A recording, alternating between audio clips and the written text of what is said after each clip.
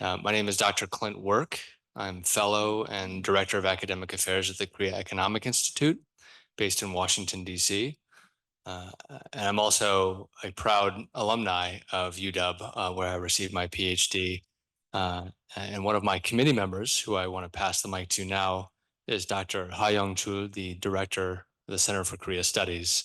So I'm very happy to be seeing him again, not jittering in my chair to defend my dissertation, but to pass the mic to him to help introduce and open our two-part panel. Well, thank you everyone for coming to this event this evening. I'm sure you were wondering why the event started at this late hour, right? Mainly because of me. My class just ended at 4:30. Sorry about this inconvenience to somebody who might have come otherwise. Right? Anyhow, I really would like to thank the KEI and here the Vice President of KEI, Mark Kola is here, and also Dr. Clint Work, who is organizing this very interesting sessions today. For me, I have been always thinking that though many think tanks in this area, they are only limited to belt area, not going beyond the DC. So I have been proposing to newly elected the president of KEI, Scott Schneider, that we better cooperate to have some event like this beyond the belt area. So I hope this event is a good beginning for the continuing cooperation in the future. And also, I would like to thank our guests who come, beyond this KEI crew. We have a very important guest from East Asia, Japan and South Korea, Professor Dr. Sakada and Professor Lee Soo-hoon from Korea. As we all know, it takes about 10 hours, 11 hours to come over here. I hope you had a good sleep last night. And whenever I've been thinking about the Seattle weather, it's so dynamic. Look at this. Yesterday was good, today it rained, and now get clear again. So I normally think Seattle weather in terms of North-South relations. It's so dynamically changing that I cannot help thinking about that connection, although I'm sure there's no connection. Anyhow, this session to me is a very important one in substantive terms. Why? Since the Camp David the meeting among the three leaders last year, actually I've been sort of closely examining what's happening ever since. Actually, not much, frankly. Although maybe you may say it is too early, but I think it's time to think about specific actions. So this session, I'm sure, is a good venue to talk about how to go about how to put the Camp David spirit into actual practice. So I hope this session will come up with good action plans for our future, the future of our region. So once again, also thank the Professor Murray Manchidogi for moderating this. And also, where is our Ian Oates? He is the best associate director that I ever have. And so he is such an efficient and effective leader for all this. So we thank him for that too. Last but not least, once again, thank you all for coming to join this event tonight. Thank you very much. Thank you, Dr. Ha. It's a privilege for KEI to be partnering with the Center for Korean Studies to put on this evening's event. It's also a pleasure to be hosted by the University of Washington. I'm not a Washington graduate, but I'm a native Washingtonian, so it is a pleasure to be here. First, to make the shameless plug, if you'd like to read more about KEI's commentary and analysis and listen to our podcast and receive invitations to our live stream events, you can please check us out at keia.org. Okay. I've got some breaking news for you too. This morning or today is the day that the John F. Kennedy Foundation has given his Profile and Courage Award to the South Korean President, Yoon Suk-yeol, specifically for his efforts to reach out to Japan. So that makes tonight's event very timely. And the second piece of news from yesterday is that the University of Washington has hired a new athletic director. So I will not say the Center for Korean Studies had a hand in the selection of a Korean American, Pat Chun, to be an athletic director, but I'm not going to deny it either. So we'll see. He's a first generation. His parents came from South Korea in 1969 to the United States. So he was born in Ohio himself. On the substance of this evening, I'll just say one thing, which is the question in Washington, D.C. today is, will the new cooperation level between Japan and Korea remain? Is it going to be turning a corner? Or is the high water mark? And with new leadership, we might regress to a more fractious relationship. So I assume tonight's panel will address that question, among others.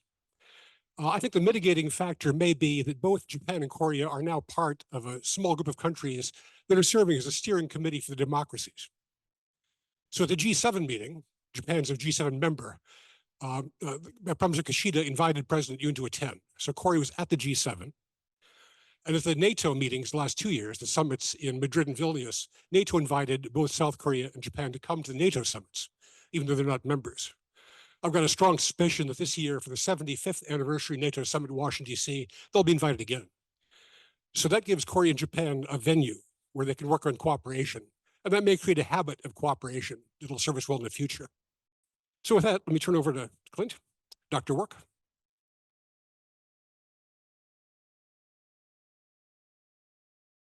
Thank you, Mark.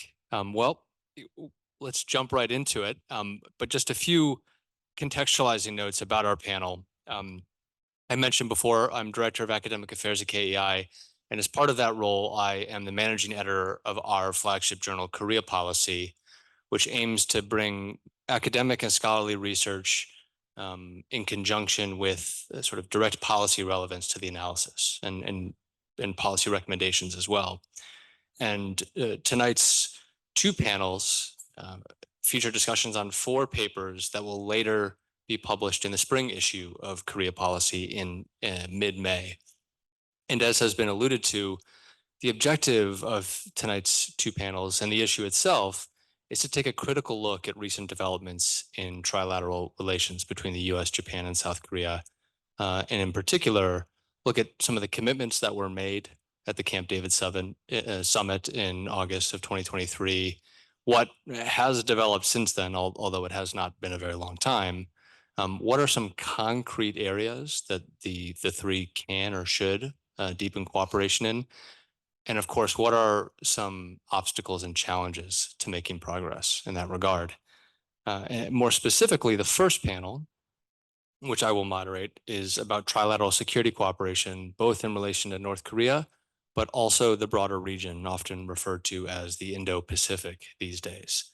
And the second panel will look at trilateral cooperation around issues of economic security, emerging technologies, and development finance. I will just briefly note, for those interested, our last 2 Korea policy issues focused on the issues of economic security and the Indo-Pacific. We see this terminology all the time these days. It's often cited, but what is meant by economic security or the Indo-Pacific as a concept is very different if you're sitting in Washington or in Tokyo or in Jakarta or in Beijing or in Seoul. And so our authors in those respective issues did their best to unpack what those concepts and ideas were from these respective national perspectives. And those are available on KEI's website. Just a few housekeeping notes.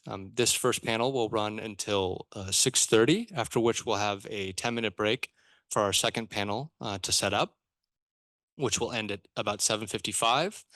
And then we will have a catered dinner afterwards. So please stick around. It's a good opportunity to chat with panelists and discussants and to further the conversation. I suspect about 20 or 30 undergraduates will arrive about 20 minutes before the end of the second panel, if they're doing their job. And I have to say, I'm very honored to share the stage with such a group of experts. We've put longer bios of theirs on the event website, so I won't go through all of it now. But just briefly, to the far right of me is our discussant, Dr. Jeffrey Horning, who's the Japan lead of the National Security Research Division and senior political scientist at the RAND Corporation. To his immediate left is Dr. Sakata Yasuyo, who's professor at Kanda University of International Studies. And to my right is Dr. Alex Suhun Lee, Associate Research Fellow at the Korea Institute for Defense Analysis, or KIDA. And I want to thank all of you for flying into Seattle from parts, well, all far, some from further than others, to join us for our panel tonight. And I've asked each of our two panelists, Dr. Lee first, to give 12 to 15 minutes of sort of key takeaways from their papers, each in order. Dr. Hornung will give his response thereafter. We want to give our panelists an opportunity to respond to Dr. Hornung's comments, and then we'll open things up to a Q&A, and I may lob a question or two as a moderator's privilege at the start of that. But then we'll open it up to you, our audience, both here and online as well. So without further ado, Dr. Lee. Thank you. Thank you very much, KEI and Vice President Kola and also Dr. Clint for giving us an opportunity to speak in front of the panel. And also thank you very much, Dr. Ha, for inviting us to this beautiful campus and the room at University of Washington. So I'm going to talk about the trilateral security cooperation among ROK, US, Japan, but some people say US, Korea, Japan. Some people say Japan, Korea, US, but I'm from South Korea, so it will be ROK, US, Japan trilateral cooperation. So the ROK, US, Japan trilateral security cooperation accounts for 1/3 of the world economy, and all three are ranked number 10, top 10 in the military power. In their Indo-Pacific strategies, they have emphasized the importance of trilateral cooperation. As Mr. Tokola said, since ROK President Yoon Suk-yeol both moved to normalize relations with Japan, trilateral security has been officially declared at Camp David in last August. Trilateral security cooperation is not a recent trend, but a consistent effort made over the last couple of decades. The first attempt dates back to the Lyndon Johnson administration. When China tested its atomic bomb in 1964, President Johnson emphasized that the US would maintain readiness toward China to defend its allies in the region.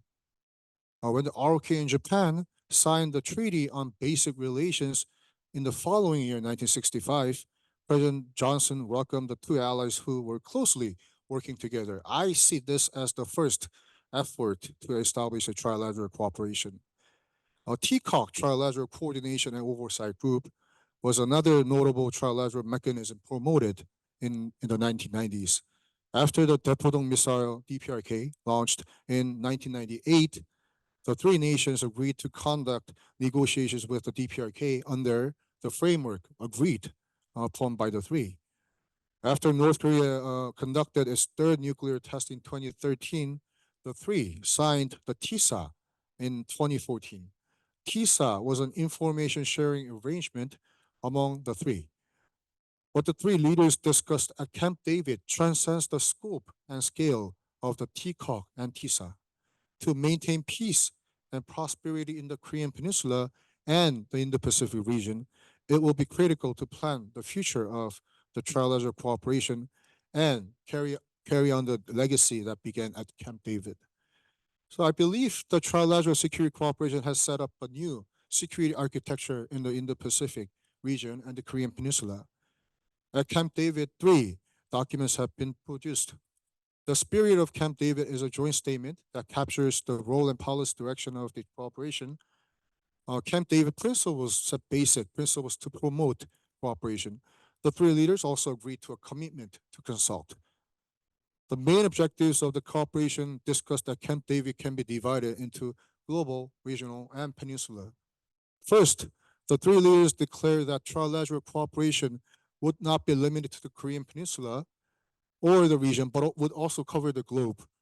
The three members of the NPT, Non-Proliferation Treaty, agreed to a world without nuclear weapons, and as permanent and non-permanent members of the UNSC Security Council, they expressed their respect for the spirit and the Charter of the United Nations. Second, at the regional level, while maintaining the rules-based order, the three nations will closely work with ASEAN and Pacific Island countries. All three nations in the Pacific strategies claim the importance of trilateral cooperation in the Indo-Pacific region. The three agreed to work with ASEAN in the areas of sustainable energy, water security. The three would also work with Pacific Island countries. China and the Solomon Islands recently have upgraded their relations to a comprehensive strategic partnership and have signed a cooperation pact. As for strengthening the rules-based order, the three criticized the PRC's unlawful maritime claims and reaffirmed the importance of peace and stability across the Taiwan Strait. Third, trilateral cooperation will focus on deterring DPRK threats and will work towards denuclearization of Korean Peninsula. North Korea conducted more than 70 missile launch tests in 2022. The three nations reasserted their commitment to the complete denuclearization of DPRK. In doing so, they will work through the United Nations to push the DPRK to abandon their nuclear and ballistic missile programs. To deter DPRK provocations effectively, the three set goals to operationalize sharing of missile warning data on the DPRK in real time by the end of the 2023. They also agreed to conduct dialogues with the DPRK with no precondition. It has been about half a year since the Camp David summit meeting took place. Among the various agendas, here are the key commitments. First, as all three are exposed to DPRK's nuclear and missile threats, deterring these threats and denuclearization of DPRK has been the priority. Criticize DPRK's numerous military provocations, the three leaders set goals to complete the system of sharing missile sharing data on the DPRK in real time by the end of 2023. Second, the three nations have committed to stand strong against PRC to protect rules-based order and promote peace and prosperity of the Indo-Pacific region. They opposed PRC's attempts to illegal maritime territory claims, militarization of reclaimed areas. Moreover, they firmly commit to freedom of navigation and overflight in the South China Sea. For the first time, the three leaders are committed to deterring any activities that could threaten the security landscape of the Taiwan Strait. Third, the three nations agreed to a commitment to consult. It is a two-paragraph document that explains the way for the cooperation. To accomplish the objectives and protect Indo-Pacific values, the three leaders emphasized that information sharing, synchronization of messages, and coordination of responses must be carried out. Although it differs from the concept of collective security in NATO, commitment to consult will serve as a guideline for the three in promoting cooperation. Fourth, the three leaders have committed to open annual meetings at various levels and conduct annual military exercises. The three leaders would hold annual summit meetings, meetings for the foreign ministers, defense ministers, and heads of the NSC, National Security Council, as well as the annual Indo-Pacific dialogue. It is difficult to find cases where multilateral meetings take on an annual basis. The three leaders have also agreed to build multi-domain trilateral exercises regularly to enhance the three's coordinated capabilities and cooperation. A multi-domain trilateral exercise would enhance joint capability and the interoperability of the three forces. Lastly, the three nations have agreed to promote space security. The three leaders decided to provide forums for dialogue to promote trilateral cooperation on space security. The three can work on the area of non-traditional security areas, such as space debris removal. On a traditional security front, military cooperation can be done in the area of launching and maintaining reconnaissance satellites. It has been a little over a year since the Camp David summit. Some agendas have been making meaningful progress, while others haven't. First, the three's cooperation with DPRK has made partial progress. The three nations officially activated the mechanism of sharing DPRK missile warning data in real time in mid-December. Although the scope and level of information that they share are unknown at this point. It is both technically and politically a big achievement of the trilateral cooperation. Second, regarding the PRC, trilateral cooperation has not made much progress. The trilateral cooperation could be assessed once the threats are posed by the PRC in the Taiwan Strait or South China Sea. Third, progress has been made in holding annual meetings. 3 defense ministers met recently in Brazil to talk about DPRK's growing threat. The 3 leaders of the NSC also met last December to discuss the combined exercises and respective schedules. The inaugural Trilateral Indo-Pacific dialogue took place also in U.S. in January. They condemned DPRK's development of nuclear missile technologies and expressed the importance of stability and peace in the Taiwan Strait.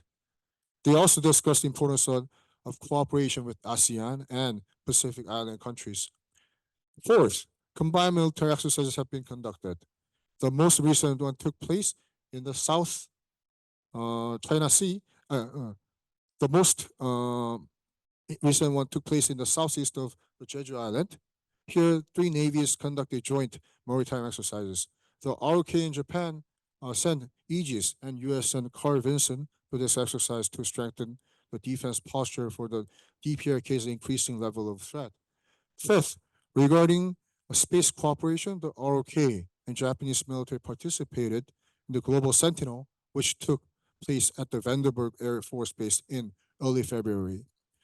I would like to propose the areas where more concrete cooperation should occur. First of all, the 3 nations should invest more in multi-domain trilateral military exercise as the 3 leaders agreed at Camp David. For the last 7 months, 2 trilateral aerial exercises and 1 naval exercise took place. However, to strengthen the interoperability of the 3 militaries, trilateral multi-domain exercises, including the ground exercise, are expected to conducted at some point. Second, the 3 should work to upgrade the real-time sharing of missile warning data on the DPRK. When the DPRK launched Inter-Regional Ballistic Missile IRBM in January, the data analysis from ROK US militaries and Japanese self-defense force were different. They should work on the communications and also troubleshoot the ways to improve the mechanism through the consistent open communication. Third, the 3 nations should closely work together within the United Nations to promote peace and prosperity in the region and the world. Though ROK and Japan have been elected as non-permanent members of the United Nations Security Council, in this venue, the 3 nations should be calling for the complete, verifiable, and irreversible dismantlement, in other words, CVID of North Korea's nuclear program. They can use their diplomatic powers to prepare initiatives that will lead like-minded countries in the United Nations in a direction to keep the peace and stability of the peninsula. Some challenges may stand in the way of progress of the cooperation. First, China-Russia DPRK trilateral cooperation, the so-called Northern Triangle, could work against the ROK US-Japan trilateral cooperation in the Indo-Pacific region. If formed, it may deter the liberal international order or rules-based order led by the ROK US-Japan. Second, domestic politics is also a critical variable. On the US side, although the trilateral security cooperation is likely to continue under any administration, it could be affected to a degree. On the Japanese side, if Prime Minister Kishida's approval rate continues to fall, there is a chance that the trilateral cooperation could be affected as well. These elections may affect the trilateral cooperation to a degree. In conclusion, I would like to emphasize that the most significant value of trilateral cooperation is, for now, sustainability. In this respect, it will be desirable to establish the ROK US-Japan Secretariat. And here are the reasons for that. First, in the changing security landscape and domestic politics, the Secretariat can manage to hold 3 nations together. Most renowned multilateral frameworks such as NATO and ASEAN run Secretariat functions as well. Second, the Secretariat functions as a planning board that coordinates the annual summit, and ministerial meetings will be important as well. Third, the Secretariat can manage the logistics and schedule of trilateral exercises. Here, each government can deploy liaison officers to a secretariat. Fourth, the secretary should review the results of meetings and exercise to improve them. This function should also work as watchdog as well. Lastly, the secretariat should also be able to present new areas of cooperation. It should function as a research and development that provides new ideas. That's it for now, and I'll welcome any comments and questions. Thank you very much. Thank you, Dr. Lee. I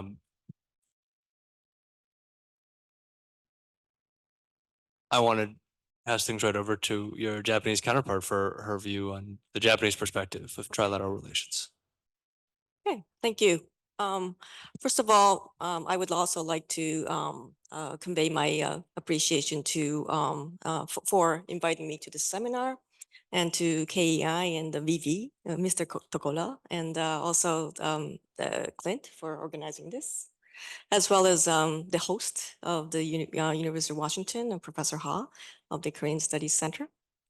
And I know this university has a very famous good Asian studies program. So you're very famous for that. And also it's my first time in Seattle, but good food and good coffee and among other things. So okay, so before I make my formal remarks, one more point about something about the future generation and this trilateral. At the Camp David Summit, the three leaders, Mr. Biden, Mr. Yoon, and Mr. Kishida, agreed to hold a youth summit.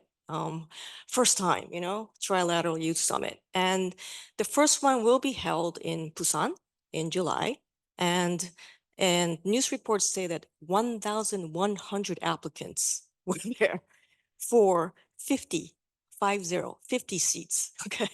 So it kind of shows you how much interest there is in this trilateral, as well as for the Indo-Pacific, really. And because, among the 50, 15 each from US, Korea, and Japan, but there's 5 more seats left. And that's also for Southeast Asian countries, as well as Pacific Island countries. So this trilateral is becoming a kind of another platform for the Indo-Pacific engagements in this world. So, and it also, focuses on, traditional security issues as well, but also climate change, gender empowerment, economic and energy cooperation. And so there's a lot of new issues that the three countries have to face with other partners in the Indo-Pacific. So it's amazing that there's so many next generation thinkers that are interested in the trilateral in the Pacific, and so we owe it to the future generation to think about the present for the future, and that is what this conference is for. So my comments will be twofold.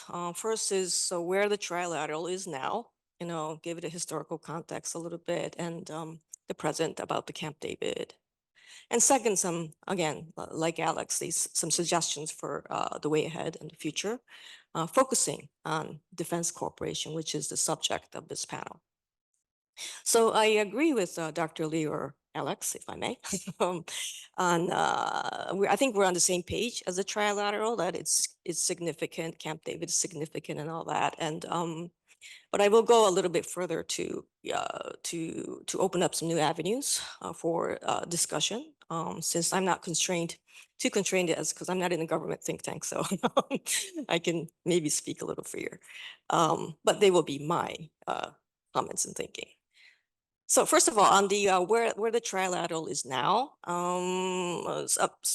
so I would go back a little further than Alex and say that the origins of the trilateral are in the Korean War, and we have a long history.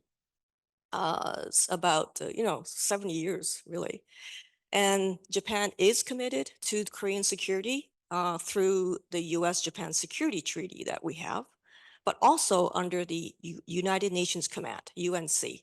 It's been around for over 70 years, and it's based on the Korean Armistice. And so Japan still hosts the UNC, what we call UNC Rear, in Yokota Air Base. And President Yoon's, South Korean President Yoon's comments last year at the Korean Armistice commemorations that we had, reminded us to not forget about Japan. To the Japan factor is there to think in the Korean security context as well. But trilateral cooperation today, as Alex has said, is started in the post-Cold War period. It is a tenuous relationship because up and down all the time, but it was always pushed by our US ally to cooperate amongst each other. And so the first push or first boost, so to speak, was in the 1990s, as Alex said, during the Clinton administration, where we had the first North Korean nuclear crisis. So we were like laser focused on that with the agreed framework, the TCOG, as he said, and also KEDO, the Korean Energy Development Organization. We all had that. So that really kind of put us together. The second opportunity was in the 2010s with the Obama administration's pivot to Asia or rebalance. And but at that time, the trilateral itself focused on the North Korean nuclear missile program. And we really focused on nuclear deterrence and extended deterrence at that time. And so we didn't really address the China issue as a trilateral. But now, in the 2020s now, it's the Indo-Pacific, it's Camp David, you know. And so we are much more aligned, not only North Korea, but with on the Indo-Pacific, which includes China, but not only China issues. So Camp David is the third opportunity to revitalize this trilateral. And there's a proverb in Japanese, "Sandome no shojiki," which means maybe 3 times lucky, I guess. In English, it doesn't quite translate, but it means that you fail twice, but succeed the third time, right? Third time's a charm, yes, okay. And so, but the essence is not being lucky. About being lucky, it's about, you know, whether you make that effort to succeed or not. So that's what we're being tested on. And it does not negate the 4th or the 5th time, by the way. So Camp David Summit is, as Alex said, historic, significant. And so don't take it lightly, okay? It is the first standalone, you know, only the 3 leaders together summit, because the first one actually was in 1994 when at APEC. So they only met at other conferences. So this was the first one to meet together at Camp David. So it took 30 years, okay, to have a standalone summit. So that's historic. So we've come a long way. But also right now we are finally strategically aligned on what we call the Indo-Pacific. And so from North Korea to beyond to Indo-Pacific issues, which includes China, as well as Russia and the Ukraine war and all that. So we're all, you know, strategically aligned, finally. And it also includes not just defense and military, but it also includes the economic and technology security, and also developmental cooperation, which will be discussed in the second panel. So we have a lot to do with the trilateral. And so, you know, the Camp David agreement is pretty impressive. Okay, so if you're interested, you could read back on that. But in defense and security, though, we need to figure out still the balance between how much eggs do we put in the basket of North Korea, Korean Peninsula, and also the so-called Indo-Pacific issues, which usually tend to focus on maritime security issues, you know, sea lane security, South China Sea, Taiwan, and all that. So, you know, we still have to figure out, you know, we have the old, you know, Korean Peninsula legacy but present issue, and then we have the new maritime security issue, and we have to put the old and the new wine in a new bottle. So it's we have a lot of big tasks to make. Now, so where we should go. So now that we have Camp David, how much further can we go, or should we go? That's the task right now. And I will just focus on the defense cooperation, the institutionalization of this defense cooperation, you know, make it more formal, so to speak. Because another key feature of the Camp David Summit is not just strategic alignment, but as Alex said, it's about institutionalization, it's about regularization of our cooperation. So where and how can we make this progress on that? So there's actually a lot, going on with the three countries in terms of like joint defense exercises, trilaterally and multilaterally. We practically, the three militaries meet everywhere in the Pacific, in RIMPAC, Cobra Gold, Pacific Vanguard. I was just, you name it, they all meet all the time. Okay? But it's been ad hoc. It's not systematic. And so it becomes vulnerable to changes in the political leadership. So that's what we're trying to fix here for after Camp David, because we need to let the militaries do their jobs, more consistently, okay, without all the political intervention. So in the paper, I examined the institutionalization of bilateral defense ties with Japan and other countries, where we're at right now, and what I call, I'm trying to call it quasi alliances, but still trying to figure that out. But in any case, I picked up the bilateral ties because trilaterals can go only as far as bilaterals go.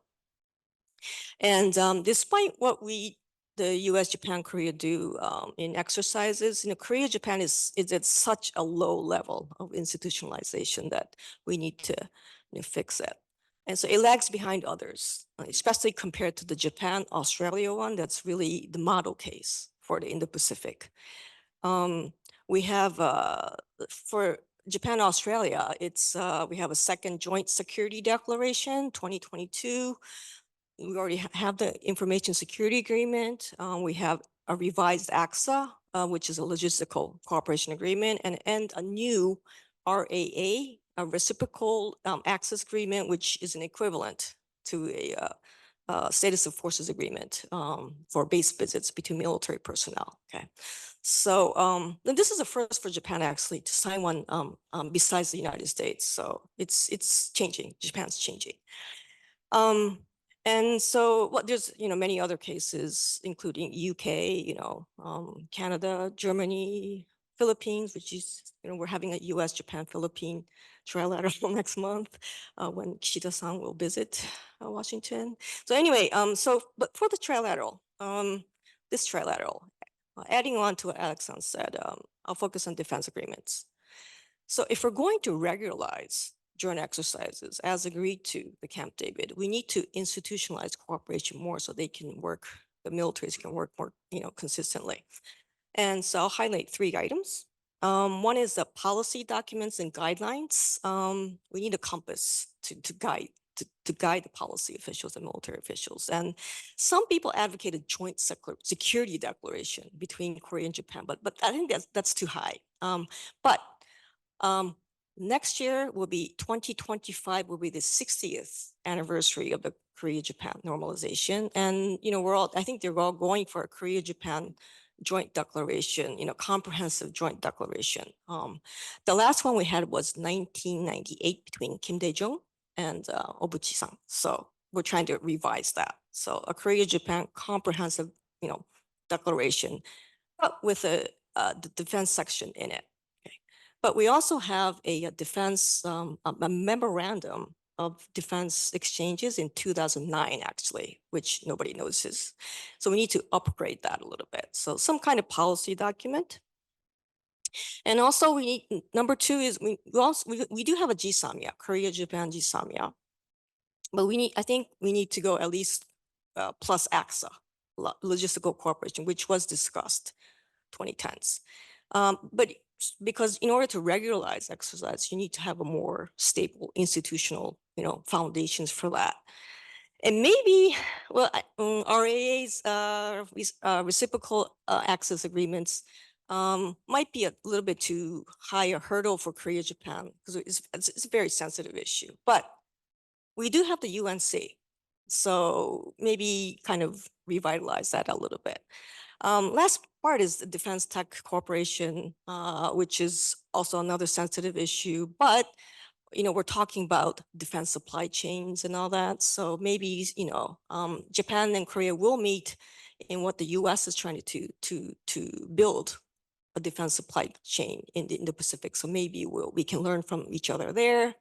But lastly, capacity building assistance toward third countries like Southeast Asia Pacific Islands.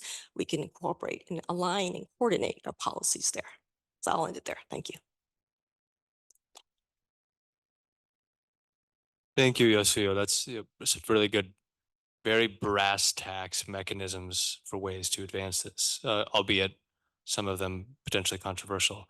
Dr. Hornung, I want to give you the opportunity to give your critical feedback to both papers, and then we'll enter more of a conversation. Thank you. Let me begin by like my fellow speakers here, thanking KEI and University of Washington Center for Korea Studies for this opportunity.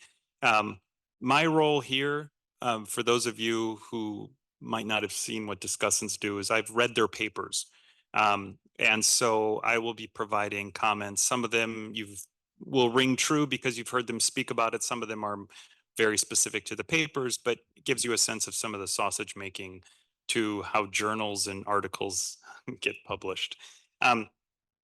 So let me begin by stressing that reading both of these papers really reminded me of how historic the current initiatives in the Trilat cooperation, or how the relationship is.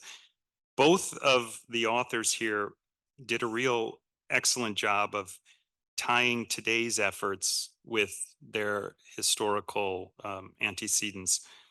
Both also did a great job of condensing a lot of details from these agreements into some of their finer points so that we can make sense of really what's occurring today and why it's important.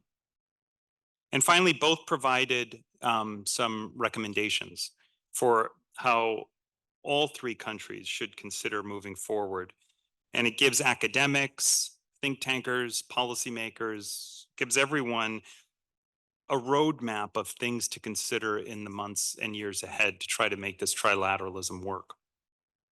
Now, aside from these very strong positive aspects, let me provide some thoughts on areas where I think the authors should revisit to try to strengthen their arguments as they revise the papers.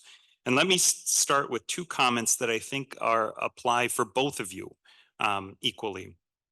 The first is the timeline. Both of you provide timelines of historical experiences with trilateralism. Alex, if you start with the 1960s, then you focus on the 1990s, 2000s, and then today. Sakata-san, you really focus a lot on the 1990s, 2010s, and today. You do refer to various times in the Cold War, as you did in your remarks, but really it's starting with the 1990s as the first.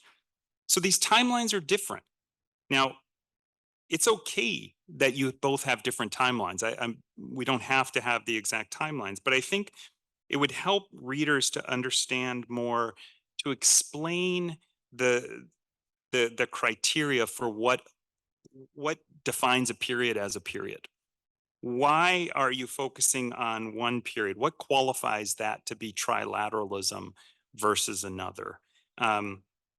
And so just trying to better understand what marks the beginning and what marks the end. Because I think we need a better understanding of these periods. Are they comparable really to one another? Or are they simply evolutionary steps along a single trajectory that they're events that needed to happen for the trilateralism to occur later? But importantly, I think for both your papers, they both could benefit by providing more details on what worked in the trilateralism in those earlier stages. What worked and why, but importantly, why did trilateralism fail? Why did it stop? Because one of the things that your papers, I think, when you get to the recommendations, we really want to know what lessons can we draw from the past to try to help learn what's going to happen this time. And so you both focus on history. So just having a better sense of those lessons that we can learn from that help inform the current initiatives. And so in other words, just trying to use those historical examples that both you provide to help contextualize your discussion more. The second issue that I think you both could think about a little bit more is how you both talk about China. Both papers touch on China in various ways.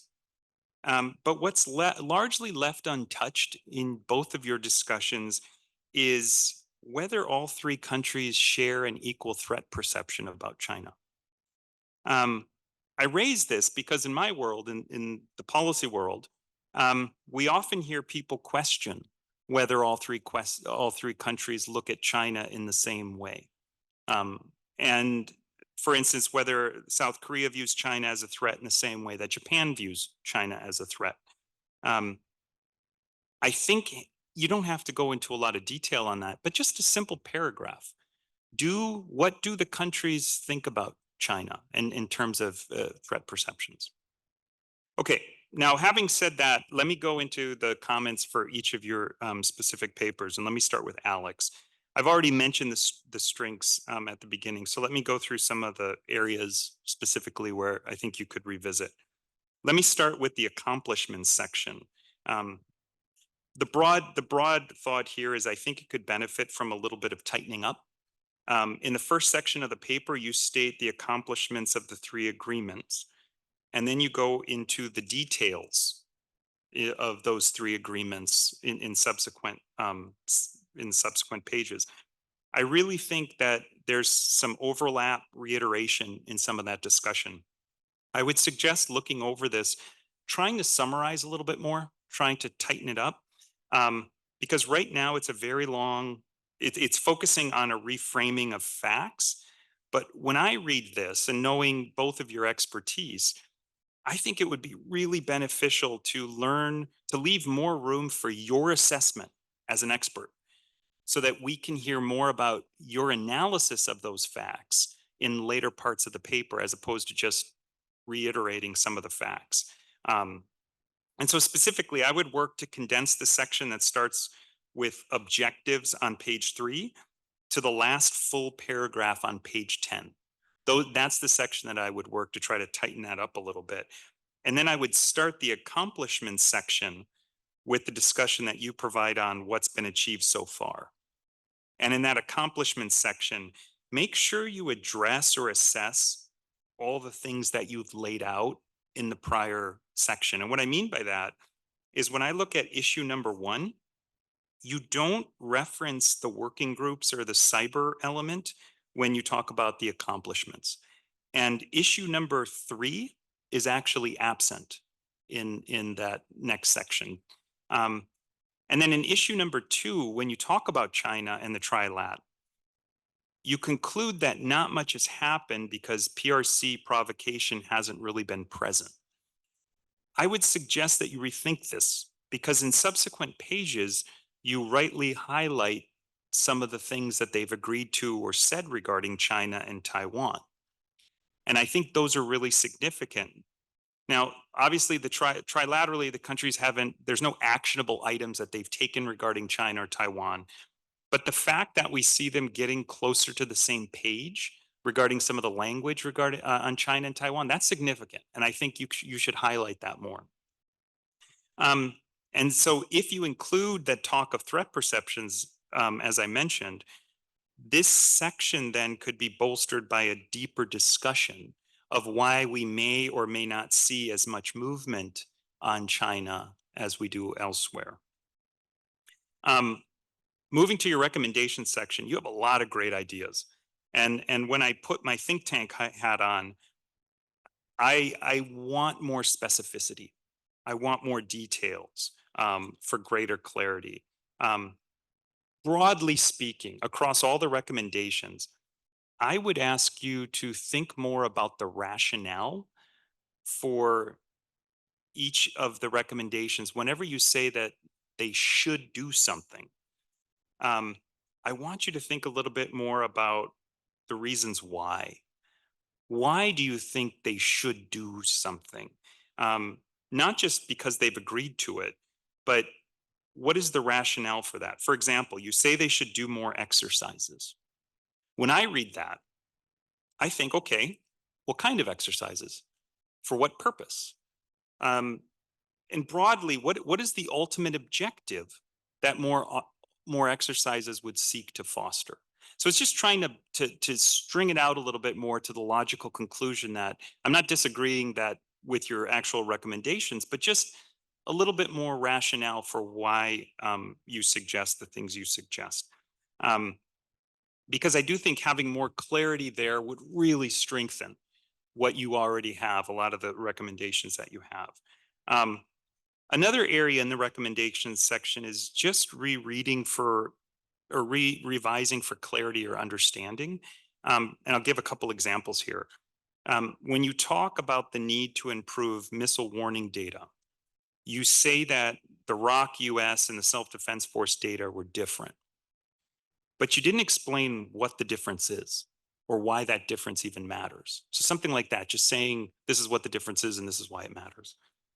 Also, you talk about improving accuracy to 100% in terms of data sharing. Here too, I would say, what exactly is it that you're looking for? Is it an issue with protocols? Is it an issue with hardware not being able to talk to each other? Is it software? What exactly is the issue standing in the way of that 100% that you seek to achieve? And then in your section discussing the difficulty of sovereign states discussing info and intel if they're not an alliance, and then integrating data could be difficult. I'd just say here further clarity is needed because militaries and governments do that even when they're not allies. And so if there's a reference that you want to cite regarding that, I think it would be helpful. And then finally, on your paper, I would say with the challenges, the part where you talk about Russia, North Korea, PRC, that discussion about the Northern Triangle, I didn't exactly understand what the challenge was. And so just further clarity on how that challenges trilateralism. And then the last point would be, you're spot on with domestic politics. But what caught me in your discussion on domestic politics is you didn't reference South Korean politics post Yoon. And so you talked about US, you talked about Japan, and I was just wondering if there was a reason why. And then with Yasuo, I'm not going to go over the strengths in your paper, but let me focus on a number of quick issues here. I like the presentation I like the breadth of areas that you cover when you go up front. It helps us understand really what's been agreed upon. But in your paper, you focus primarily on defense issues, but you don't explain why. And I feel that I'm not disagreeing with that, but it would just be helpful to say, we have this full array of issues that have been agreed upon, but I'm focusing on this for this reason. That could be because it's analytically important, it's policy relevant, I'm not sure. In your section on tasks to consider, the presentation is very clear, but there are some qualifications that I think are needed. When you talk about the strategic agenda, you provide a very good list of minilaterals that are already there, like Quad, AUKUS, and others. But these are not all the same. They're very different. They have very different purposes, which elicit different opportunities, different challenges. And so I think a qualification of some sort is needed that recognizes that. And then in your institutionalization section, I do think that having an expanded talk about historical examples could be useful here to help us understand what's worked in the past, what hasn't worked in the past, and what lessons are drawn for this. And when you talk about the joint statement not specifying specific reasons for institutionalization in the defense sector, you say existing measures need to be built upon in the paper. So providing more details on what exactly you mean by that would be useful. I had a comment about Alex not covering historical issues in your paper. Yasuo, you do provide a brief reference to a number of bilateral historical issues that could be challenging to trilateralism. You just briefly mentioned the Comfort Women Agreement, wartime labor, radar lock, export control, but there's no details or reference. And so for people who are not familiar with those issues, just having a citation of some sort that just references what that is, I think would be really helpful. And then I think the same is true in your discussion about foreign policy strategies. You talk about the US rebalance and Yoon's global pivotal state, but maybe a reference to what those are. You do the US, not so much Yoon. And then FOIP is absent. You don't really discuss FOIP. And then finally, let me just final couple thoughts here. You do a great job of laying out details of the Camp David Summit agreement, but I think you need a little tightening. I think, my comments for Alex, if you could provide more of your analysis and assessment of those agreements, I think that would be worthwhile, because it's the assessment to help understand what those mean is where I think the real juice is to squeeze. And there are times in the paper that it reads a lot about the US has pushed trilateralism. The US wants trilateral cooperation. But what gets missing sometimes is the South Korea and Japanese agency. Why do they want it? What's in it for them? What's the benefit for them? And so I think highlighting that a little bit more throughout the paper, I think that would be helpful. Okay, final two thoughts here. You talk about quasi-alliance. You mentioned it in your talk. You talk a lot about in your paper. I think the terminology, I think we need to think about it a little bit, because you reference quasi-alliance light. You do provide a little bit of a definition, but I think it deserves more discussion. Why is that the relationship framing that you want to use for this relationship? Maybe there's a different framing device out there. I'm not sure. And then the focus of a lot of that section, it focuses almost exclusively on internal Japan's defense agreements. But you lay out the question about what are the elements or benchmarks for quasi-alliance defense cooperation. When I read that, I'm not sure if you meant to focus just on Japan, but you don't focus on sort of the other things in the region, maybe what other countries are doing, just what Japan's doing. If you did mean to focus just on Japan, maybe retitle the section. If not, broaden it to look at some others. I can talk offline with you about that. But let me stop there. Again, these were really great papers. I know I went into a lot of the weeds. A lot of that probably didn't make sense to a lot of you listening, but it was a really great opportunity, and thank you for letting me read these.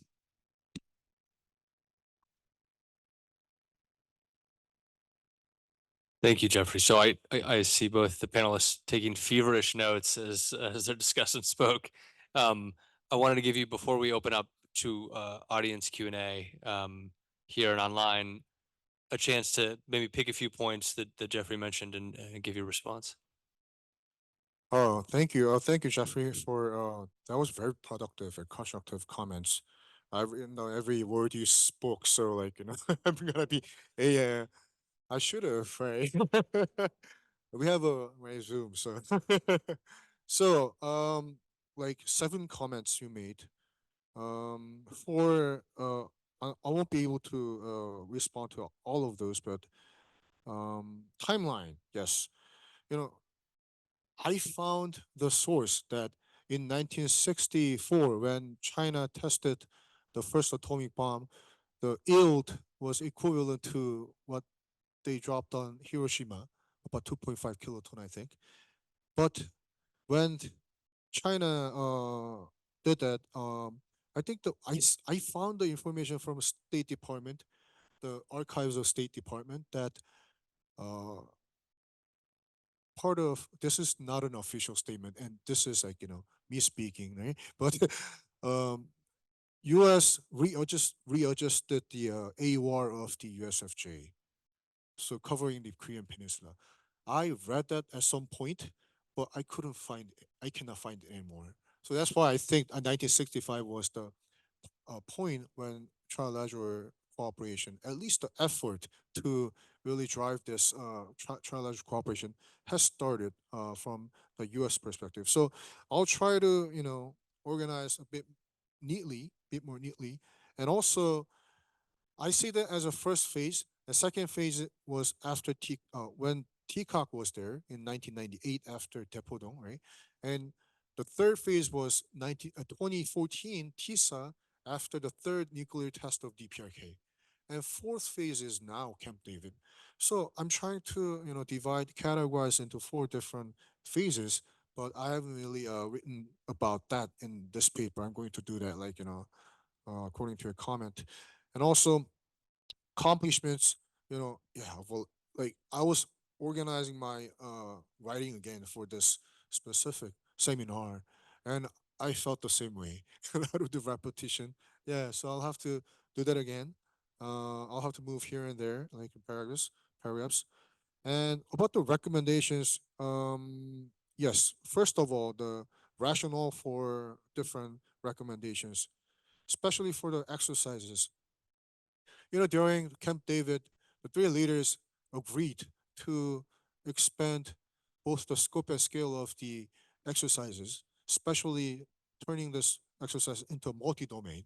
Like, therefore, if we trace back to the last August and then see the sort of the exercise that we conducted together until now, from what I saw, from what I've seen from the news, there are three exercises, two aerial and one naval, but no ground yet. But multi-domain means like ground, aerial, and the naval. But there is a certain political matter to really take into account between Korea and Japan in the context of ground exercise. But later on, I believe it will be happening sooner or later. So that is sort of the rationale I have. But like, I wasn't able to really put this into the words, but I will do that afterwards. And recommendation for the real-time sharing missile data on DPRK. That was January when DPRK tested IRBM, and three of the I believe from the news what I saw was the three datas were different. The reason I'm not sure. It's I think it's not opened, but I think the level of sharing the data, level of information, level of data sharing among the three will be improving. It's not like, their Korea is sharing 100% of their data with Japan or US, right? Or US or Japan. It's like, certain level of data they're going to share for this data sharing mechanism. So I think that will improve down the road. And I'll make it clear that in the writing as well. Lastly, about the domestic politics.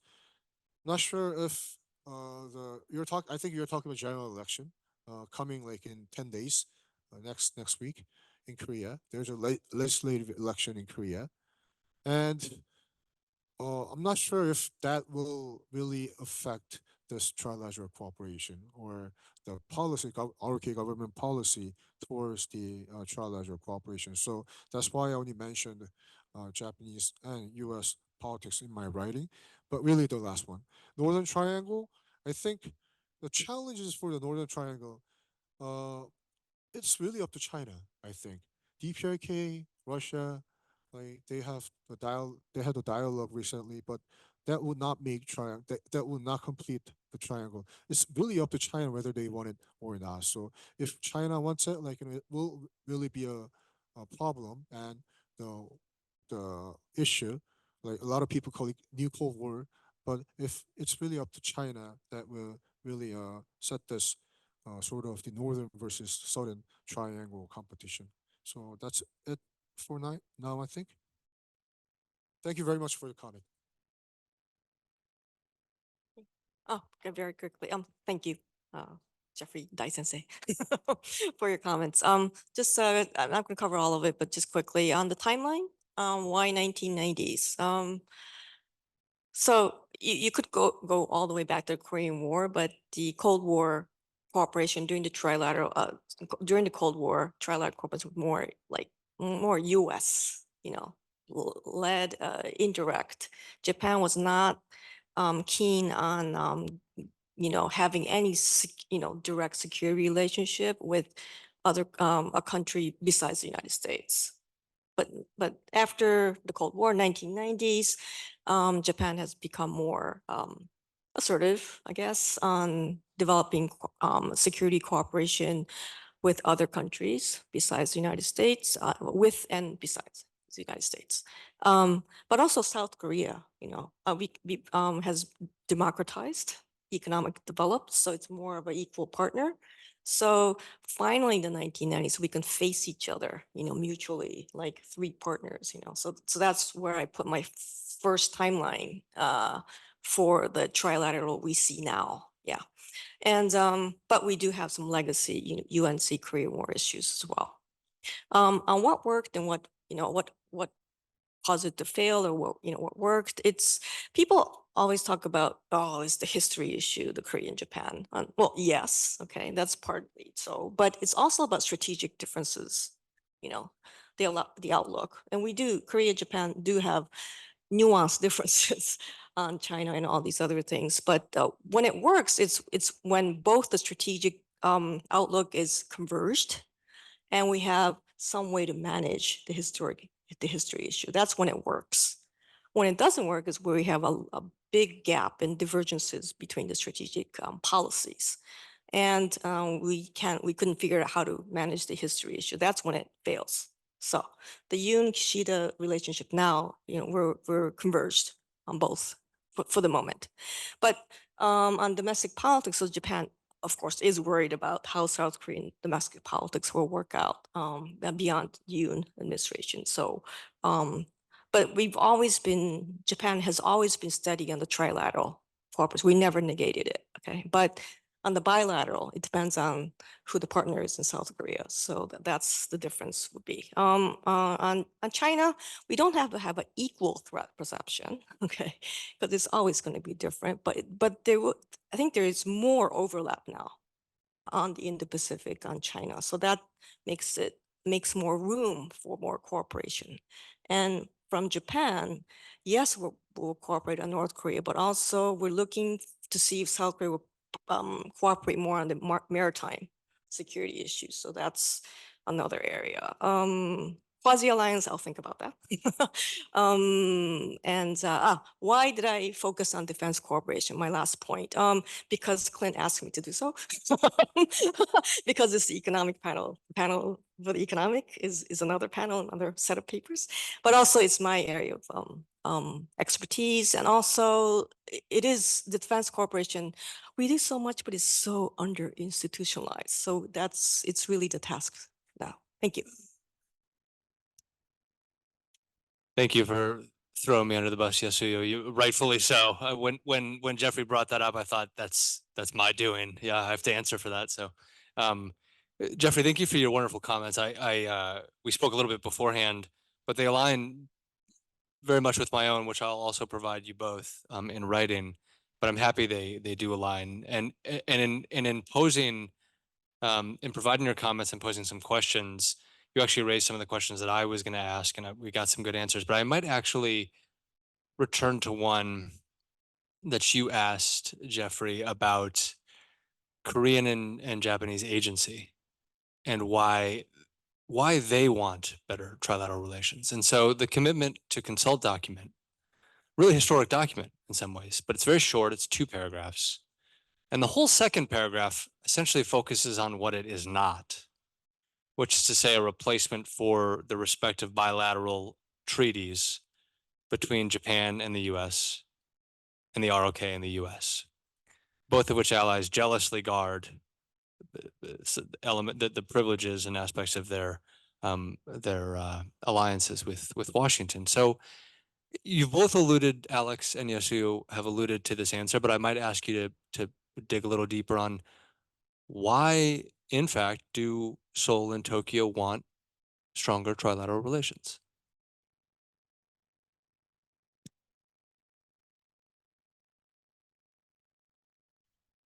I think Jeffrey also mentioned, I can tie Jeffrey's comment with Clint's because orientation of this cooperation, the direction wise, I think there must be a difference between the two. As Yasuo mentioned, yes, on China, the tone, right, the nuance difference between Korea and Japan. Think about the strategic environment, security landscape, and threat perception of Korea. It must be oriented towards the north, right? DPRK, uh, nuclear missile provocation. So that's the orientation of the Korea, and also that was the main priority of the objectives for the trilateral cooperation from Korea perspective. Since I've done like few researches and writings on trilateral cooperation, I had a couple of chances to speak to the colleagues in both U.S. and Japan in this panel, right? And I learned, believe that the focus of U.S. and Japan on trilateral is more towards the Indo-Pacific, and of course, Korea's, as we declared in the Camp David, our focus is on the peninsula, but we're widening our uh, interest and try to play a responsible stakeholder role in the region. In that regard, Korea is also trying to manage and maintain the peace and prosperity of in the Pacific.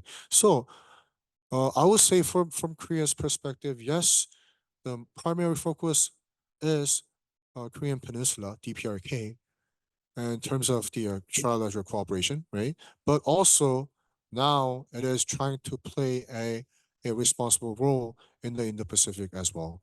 The reason I'm saying this is Korea, a lot of people think Korea is just focusing on the DPRK in the trilateral setting, but that's not, I believe that is not true because what we've agreed in Camp David was the peace and prosperity of Indo-Pacific and also the Korean Peninsula and the in a global sense too. So what that is really Korea will try to play a bigger role and very role that international community uh, ask and also what we discussed with our partners in the trilateral cooperation. Yeah, okay, so responding to what Clint asked, for Japan, what is a trilateral for? It's when you read the national security strategy documents, but basically it's twofold, and it's about North Korea.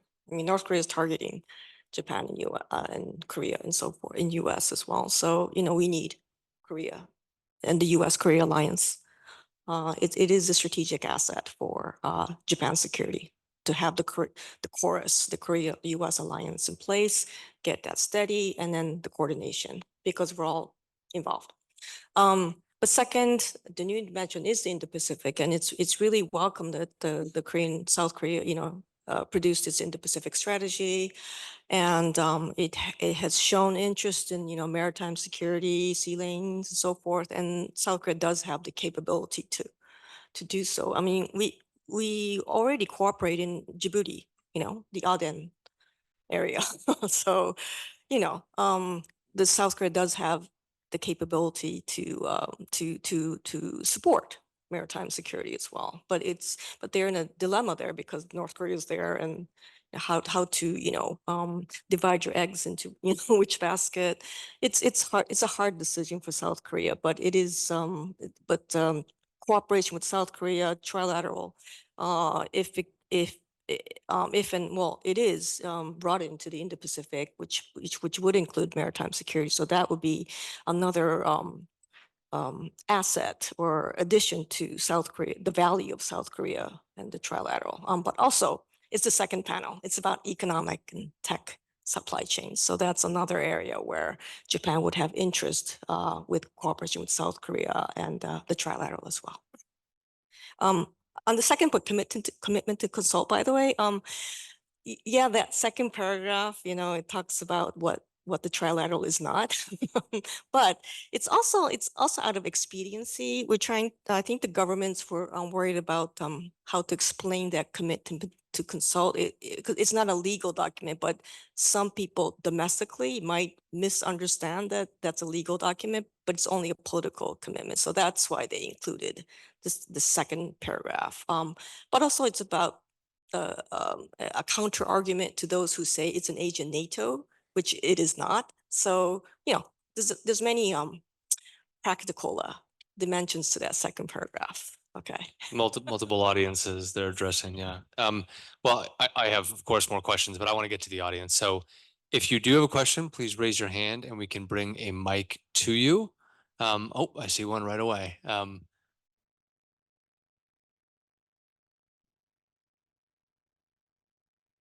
Hi, thank you so much. I'm Lucy. I'm a grad student here. One of the papers I'm writing is actually about the Japan-South Korea relationship right now. So I think this panel is very helpful and timely for me personally. I wanted to hear your opinions about the role of resolving the historical issues between Japan and South Korea in stabilizing the alliance for the future. I know it doesn't seem like your papers address that.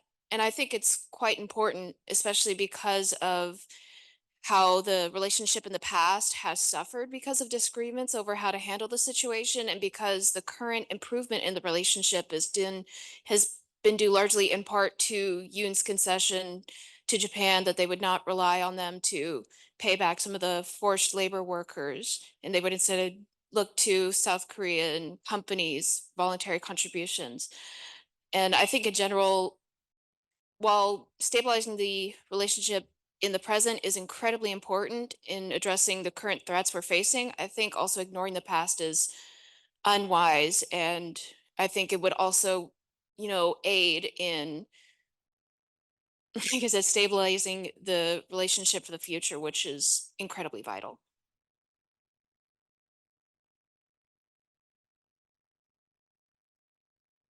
Could you maybe restate the question? Yeah, so what do you think about the role of resolving the historical disputes between Japan and Korea in stabilizing the relationship for the future?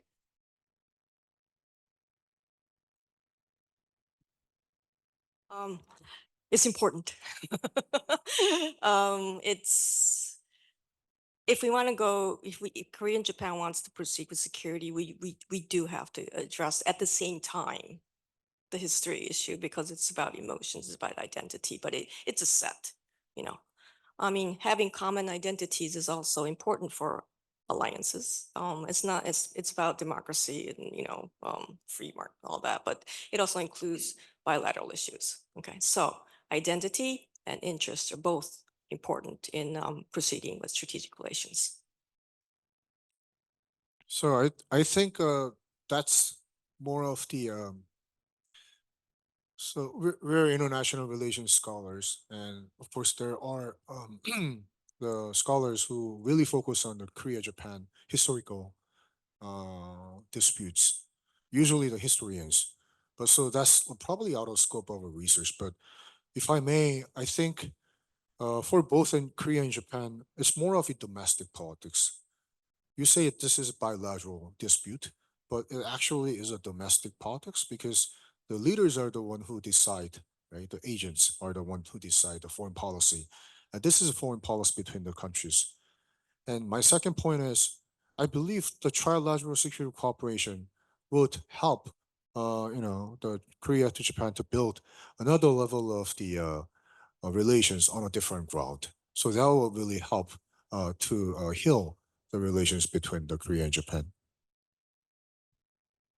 I noticed the sun retreated and the storm rolled in just as you asked the question about historical issues. Any other questions in the audience? Okay, over here. Thank you. Oh, over here as well. Okay. Oh, should I stand up? Hi, I'm an undergrad at the Jackson School. Thank you all for coming. I did want to touch upon something that I didn't read the paper, unfortunately, but it's something that was brought up on Professor Lee's paper about the importance of data and kind of minimizing information asymmetry within the trilateral cooperation. So one thing I wanted to bring up was the possibility of Japan entering the Five Eyes, and that's been a venture that's been going on for the last year, and there's been a lot of talk about it. If Japan does succeed entering the Five Eyes, that would what seems like would basically induce even further information asymmetry within the trilateral. And at that point, do you speculate, or any of the panels speculate, that South Korea would too venture to or endeavor to join the Five Eyes? And also a follow-up question, I suppose, is why is there such a hesitation when it comes to, or why is there a lack of a conversation surrounding inviting South Korea to join the Five Eyes, but all the buzz around Japan joining the Five Eyes? What is the difference there between Japan and South Korea? Thank you.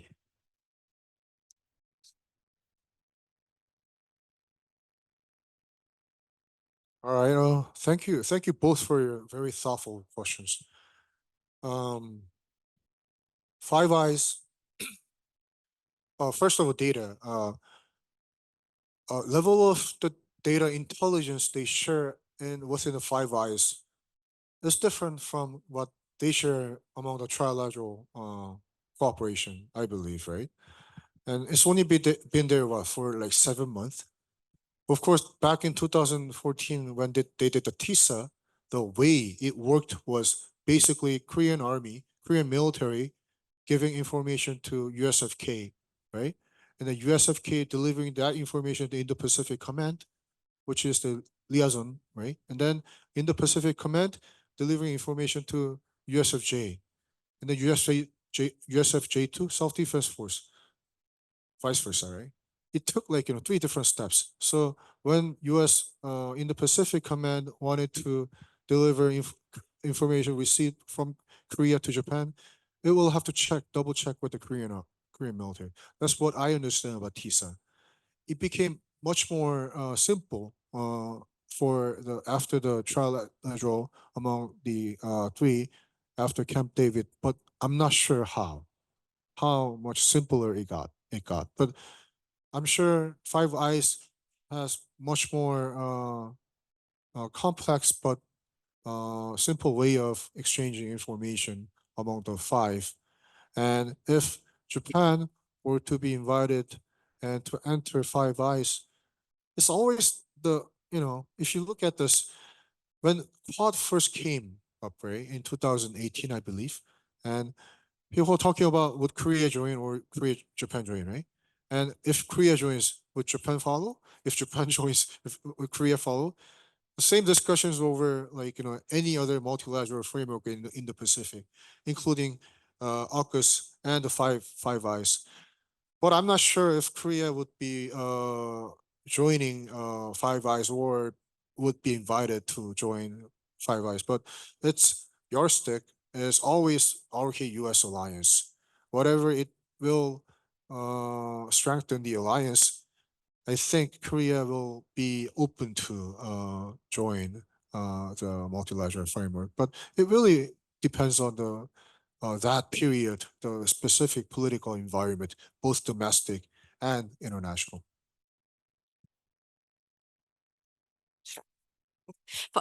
Okay, good question, both of you.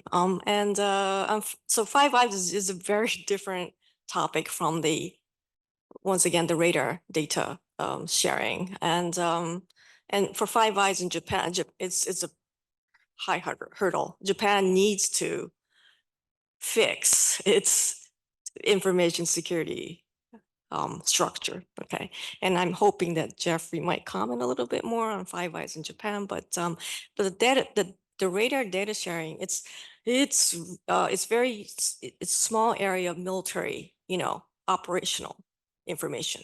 Okay, and it's a really sensitive issue when you talk to self-defense forces people, but the fact that they did it is a feat. It's a big feat.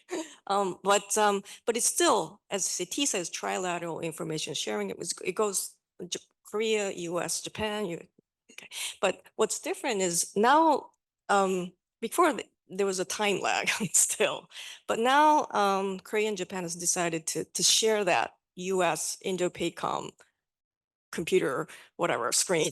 So so it's more, less, you can save time.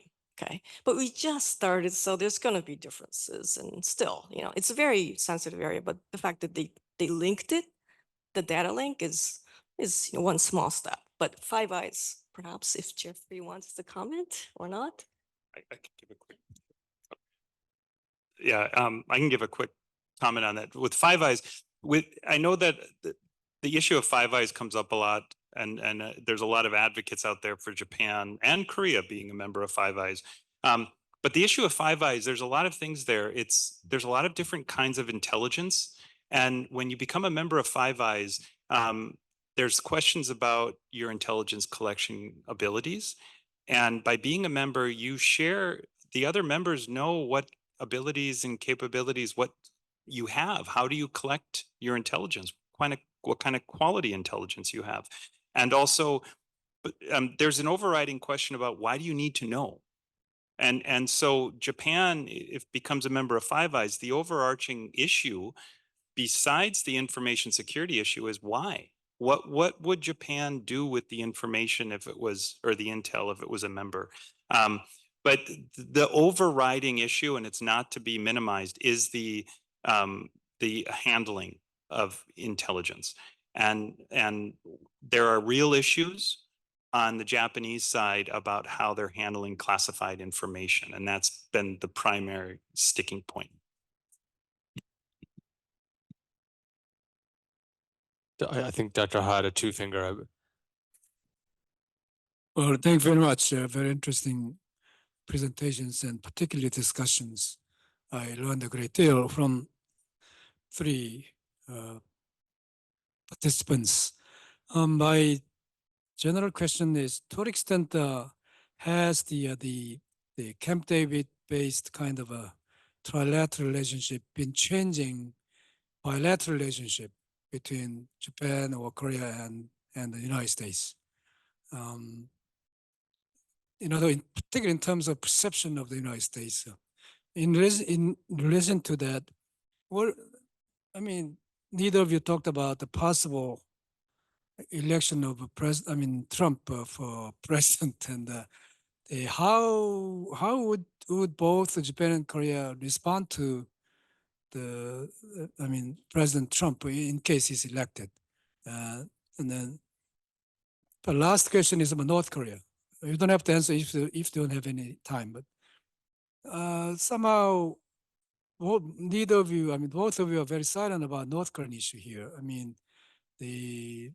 I am wondering whether there has been any kind of a discussion which reached some kind of agreement on how to view the current status of North Korea's nuclear programs, because we all know that there are divergent views already coming out.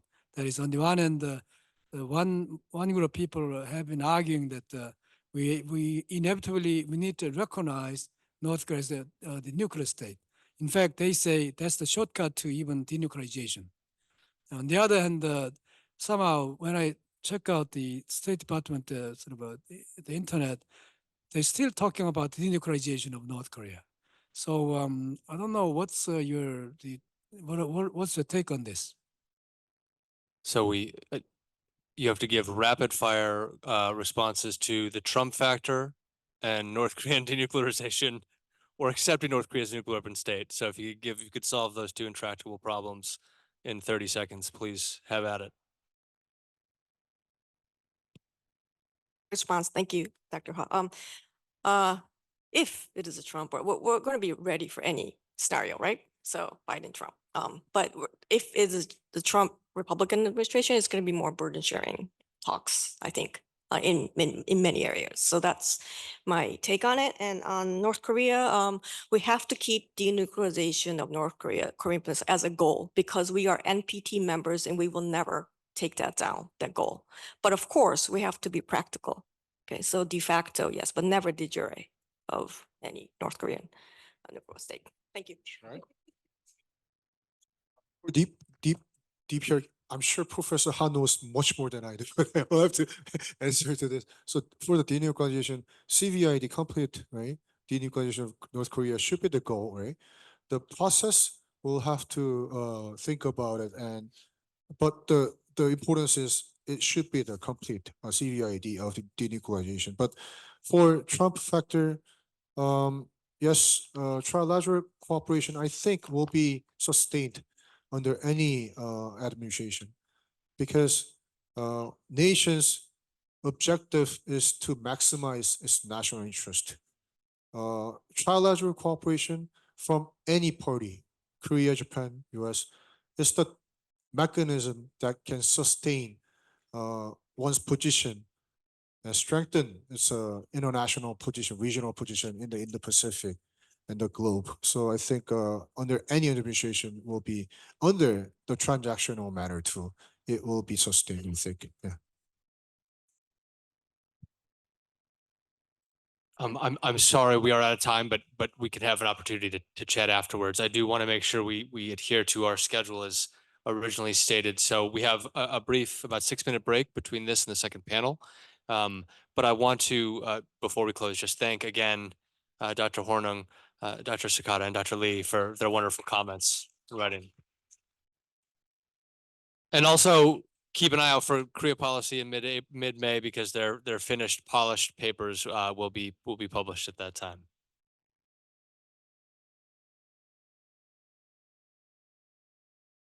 Hello, greetings to all of you. Thank you for staying around for the second panel.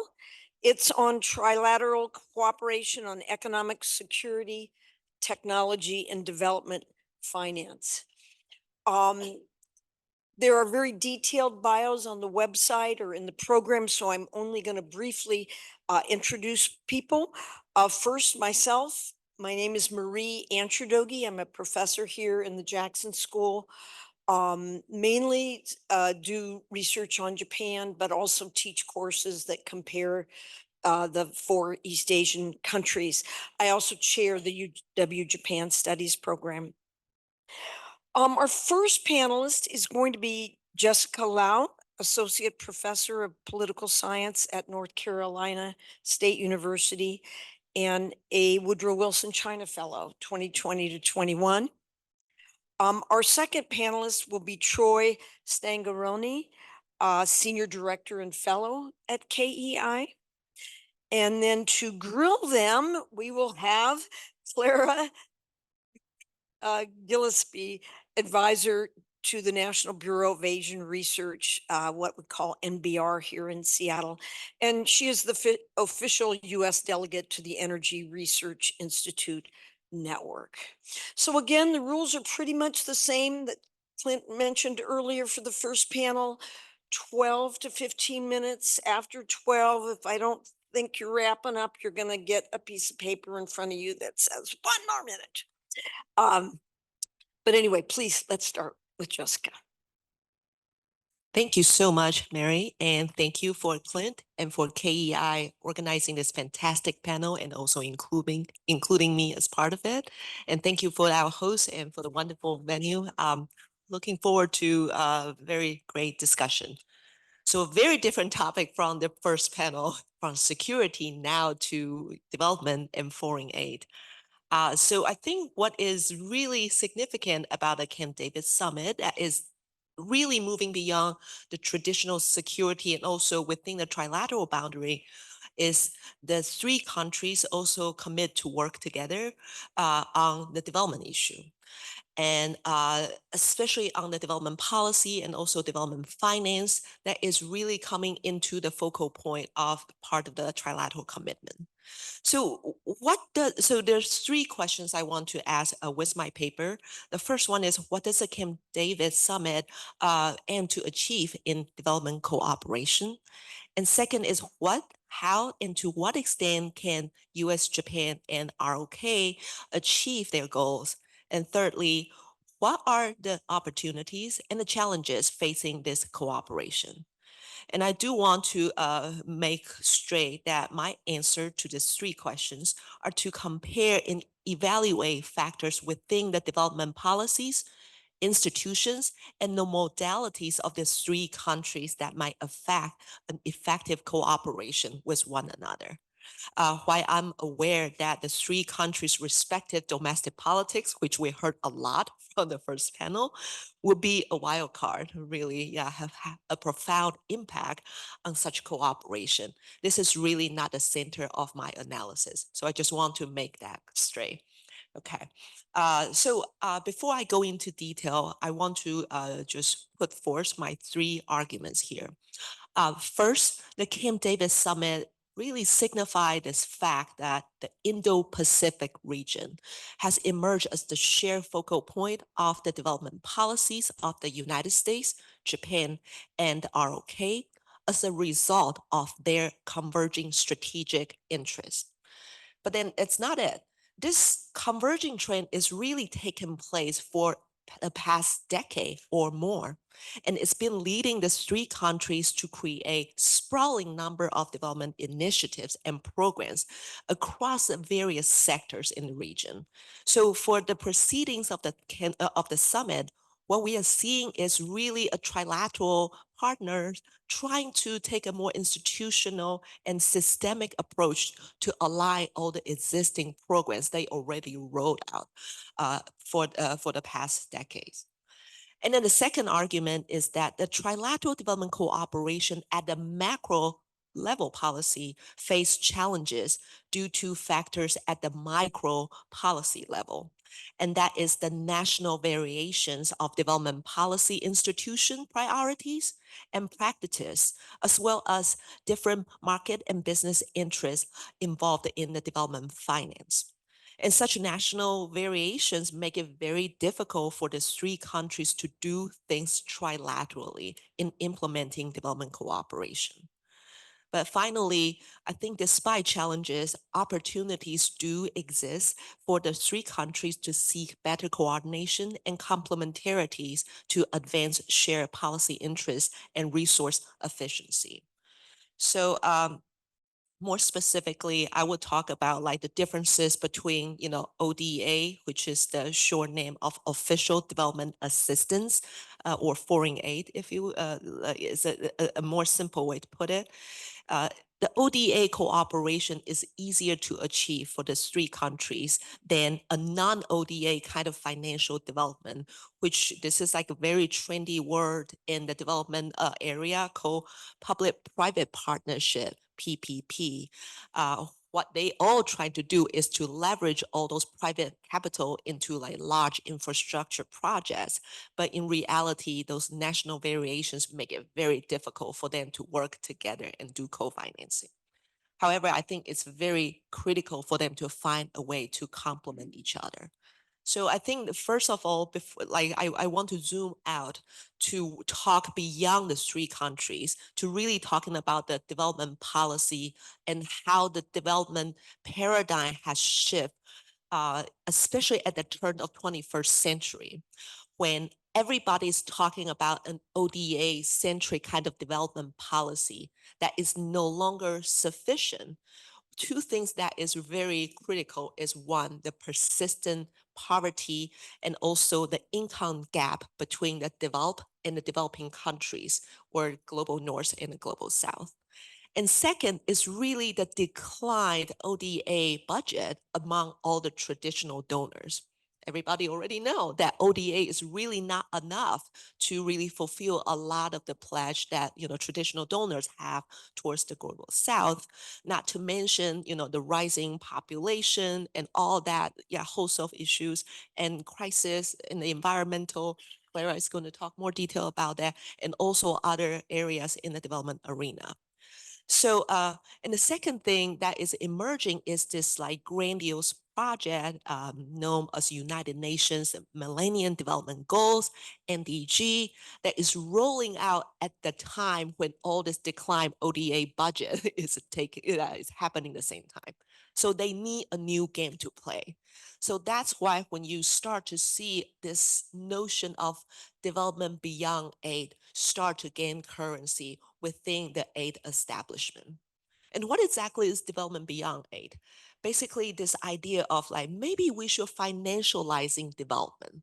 That is, we're not just relying on ODA, but to use the other kind of government fund. There is an official name called Other Official Flow, OOF. And other official flow actually include a host of public financing, including the public owned export credits and also insurance, and as well as some of those like state guarantee loans. That is also very critical to ensure private investors are willing to put in their money into projects that are really too risky, especially in developing countries. So this kind of like, aid, development beyond aid concept gain even broader, like agreements within the donor communities in the turn of 2010. Why? Well, because the whole world still struggle from recovering from the greatest financial crisis since the Great Depression. And on the other hand, developing countries are struggling with their physical challenges. So at this time, 2016, the donors, including, the trilateral partners, all agree upon the other yet bigger project called 2030 Agenda on Sustainable Development Goals. I believe a lot of people have heard about this, short name as SDG. So SDG is even bigger and more ambitious than NDG. It required 10 times of the fund than the NDGs. So how do they have money to, how do all the donors have money to fulfill their pledge? So this is when, people start to think that OOF, like ODA plus OOF, become very important. So you start to see this kind of new notion and the development paradigm shift start to really mobilize a lot of not just foreign aid agencies, but this whole host of government institution or public financial institution called development financial institutions start to play a more central roles in international development, such as export credit agencies and development banks, and also state-owned insurance companies. They start to play a lot of active role. So a lot of, have been done and accomplished in filling in all this vast infrastructure gap. However, there are a lot of challenges, such as, the persistent capital gap still facing developing countries.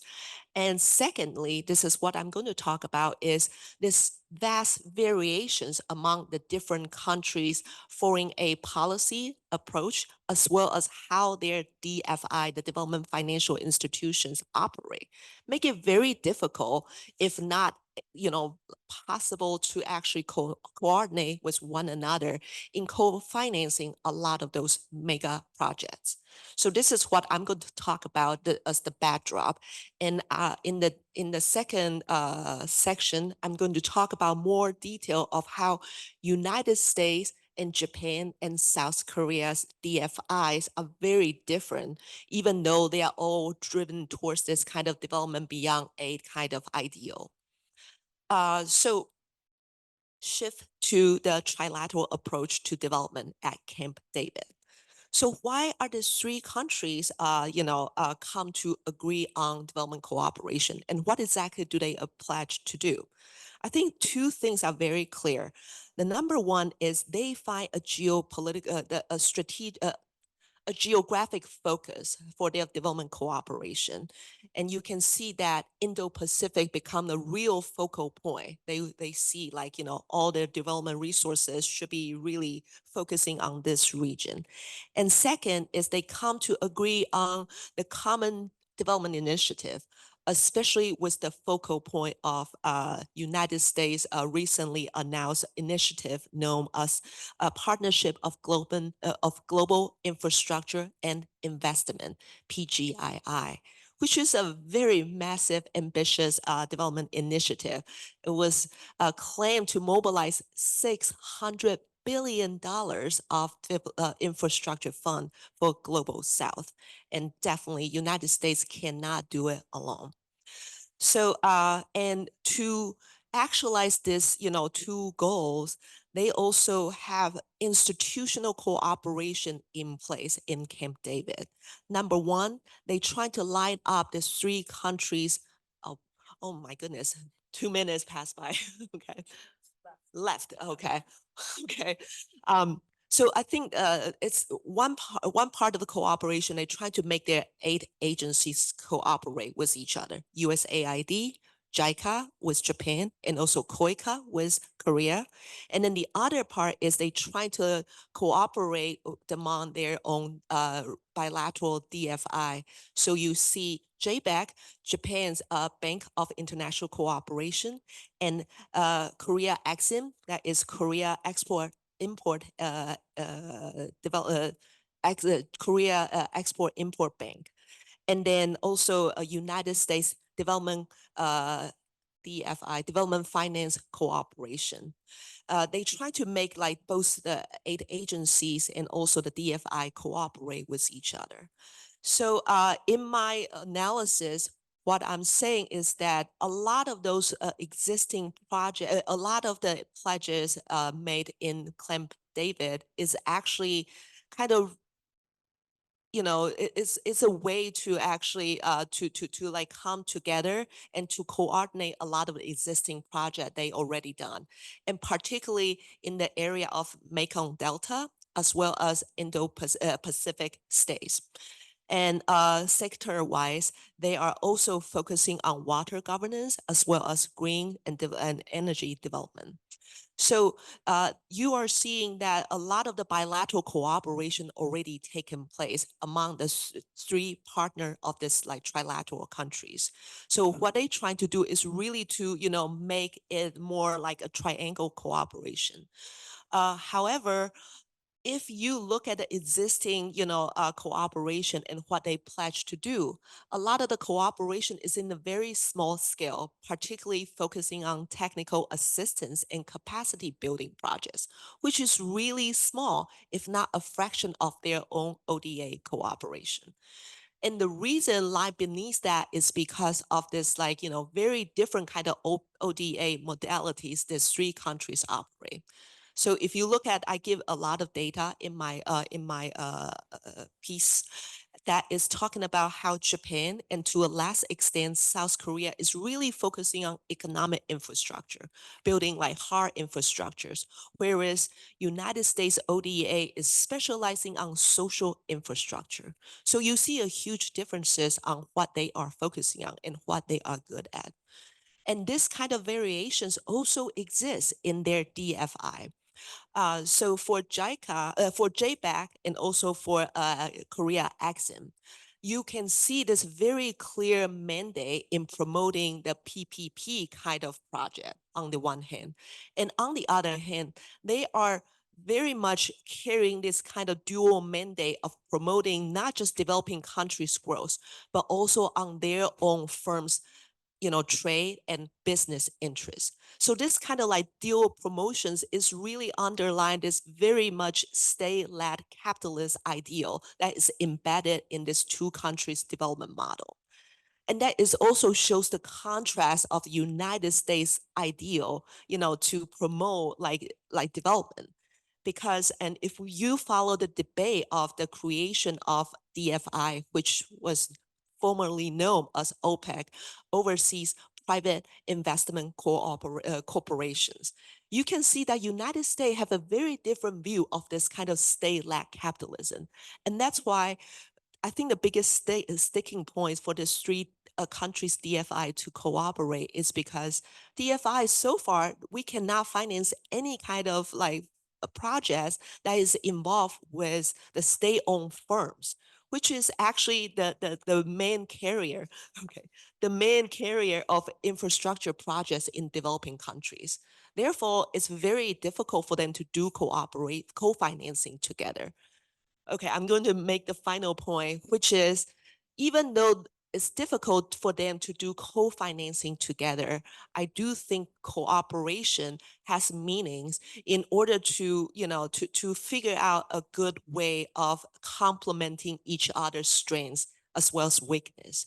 So I would give out more detail about like how they specializing on different geography or locations, as well as on different sectors. They might think of like how to complement each other.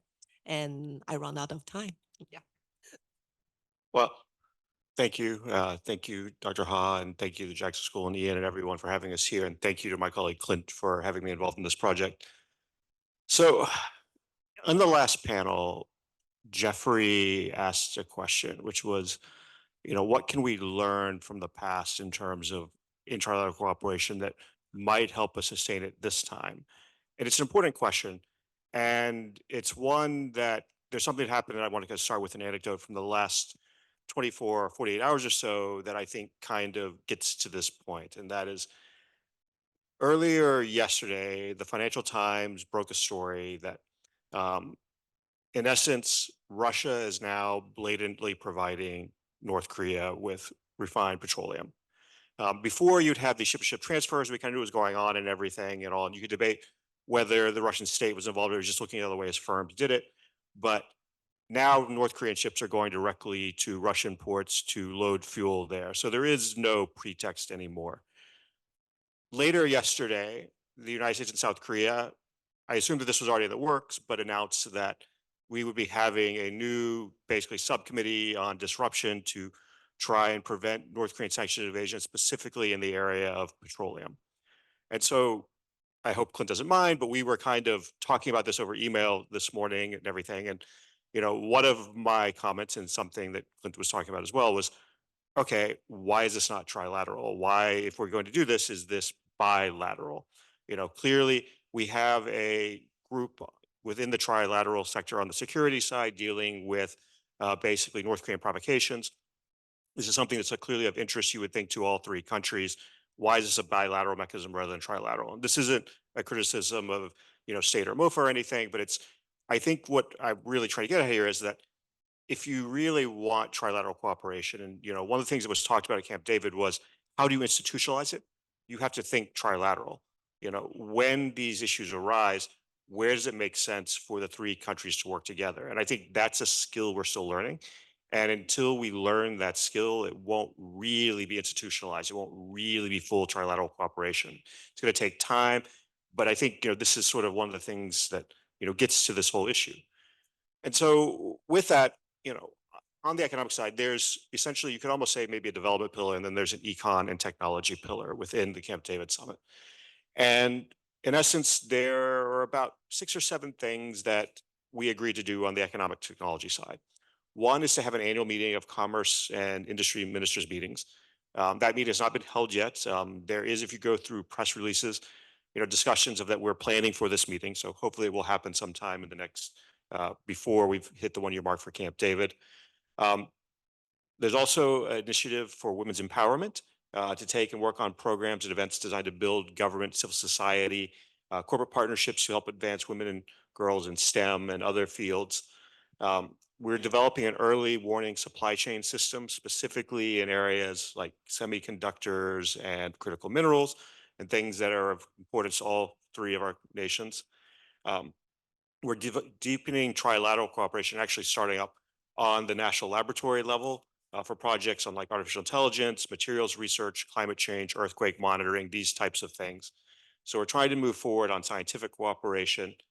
We have a disruptive technology protection partnership, which in essence is really South Korea and Japan linking up their law enforcement agencies with the Department of Justice and the Department of Commerce to take and really explore, one, what data can we share on basically emerging technology and high technology theft? And 2, how can we share best practices to prevent this from happening? But so it's really a US project that Korea and Japan are joining. And then working together on technology standards in international fora. It's something that bilaterally we do before, to where the United States would go to South Korea or Japan and say, there's new standards being developed for, say, 5G or 6G. What are the type of standards we can agree to? How do we work together? And really, how do you take and sort of do this? But now the idea is we would do this more on a trilateral basis. So in some ways, think of the trilateral partnership on the economic side as a caucus within larger fora, something to where the three countries meet, they talk to each other, they try to come to a common position, and they try to advocate for that common position together. So this is sort of what we kind of agreed to do at Camp David. You know, a lot of this is sort of basically bringing together things that were bilateral before, or taking it really moving forward on some lower level things. So you could argue that this isn't necessarily the deepest type of cooperation on the economic side that they could have done, but also given where we are in trilateral relations, perhaps this is where we could start. So what have we done? So prior to Camp David, we established a trilateral economic security dialogue. It's already met on multiple occasions, so we're moving forward on just having a dialogue about these issues. We also have, there's a separate trilateral Indo-Pacific dialogue, and there they've already met and had discussions on the women's empowerment side of things, regional economic security, some infrastructure issues and climate change. So we are taking some of these issues and meeting in separate subgroups about them. So there is discussions going on in planning. We've made progress. We've already signed MOUs for the national laboratories cooperation. So we've set up that framework. Now it's a question of really going and doing the research. I've mentioned we already have we did finalize the connections with DOJ and Commerce for the Disruptive Technologies Task Force. So that is in place. And then we're planning, as I mentioned, the meeting for the Commerce Secretaries. So what are the obstacles to trilateral cooperation? You know, there were sort of references to the political side in the first panel, and I think we kind of all understand, you know, there are political challenges in all three countries, you know, and things could change. So let's set that aside for the moment, because that could be an hour-long conversation itself. The biggest issue, I think, on the economic side to trilateral cooperation, other than that we need to get into a framework and a mindset for trilateral cooperation, is that at the end of the day, much of what we want to do, whether it's taking and ensuring that we have supply chains that work, whether it's taking and dealing with advanced technologies and research and development, a lot of this happens now on the corporate side. And so how do you line up government policy, even if the United States, Korea, and Japan can come to a unified policy on some of these issues, with corporate interest? And so I think this is the real obstacle, because, you know, on some of these things, so let's take early supply chains and the warning system. If you are a company and you know that a certain input into your product is going to be in short supply because you know of an upcoming outage at a plant or something, this is an advantage to your competitors if they don't know this. And so sharing this information means putting your competitors on an equal footing with you and putting you potentially at a disadvantage. And so how do you take and work through getting companies to share information that they perhaps don't want to share because it's not in their corporate interest to share?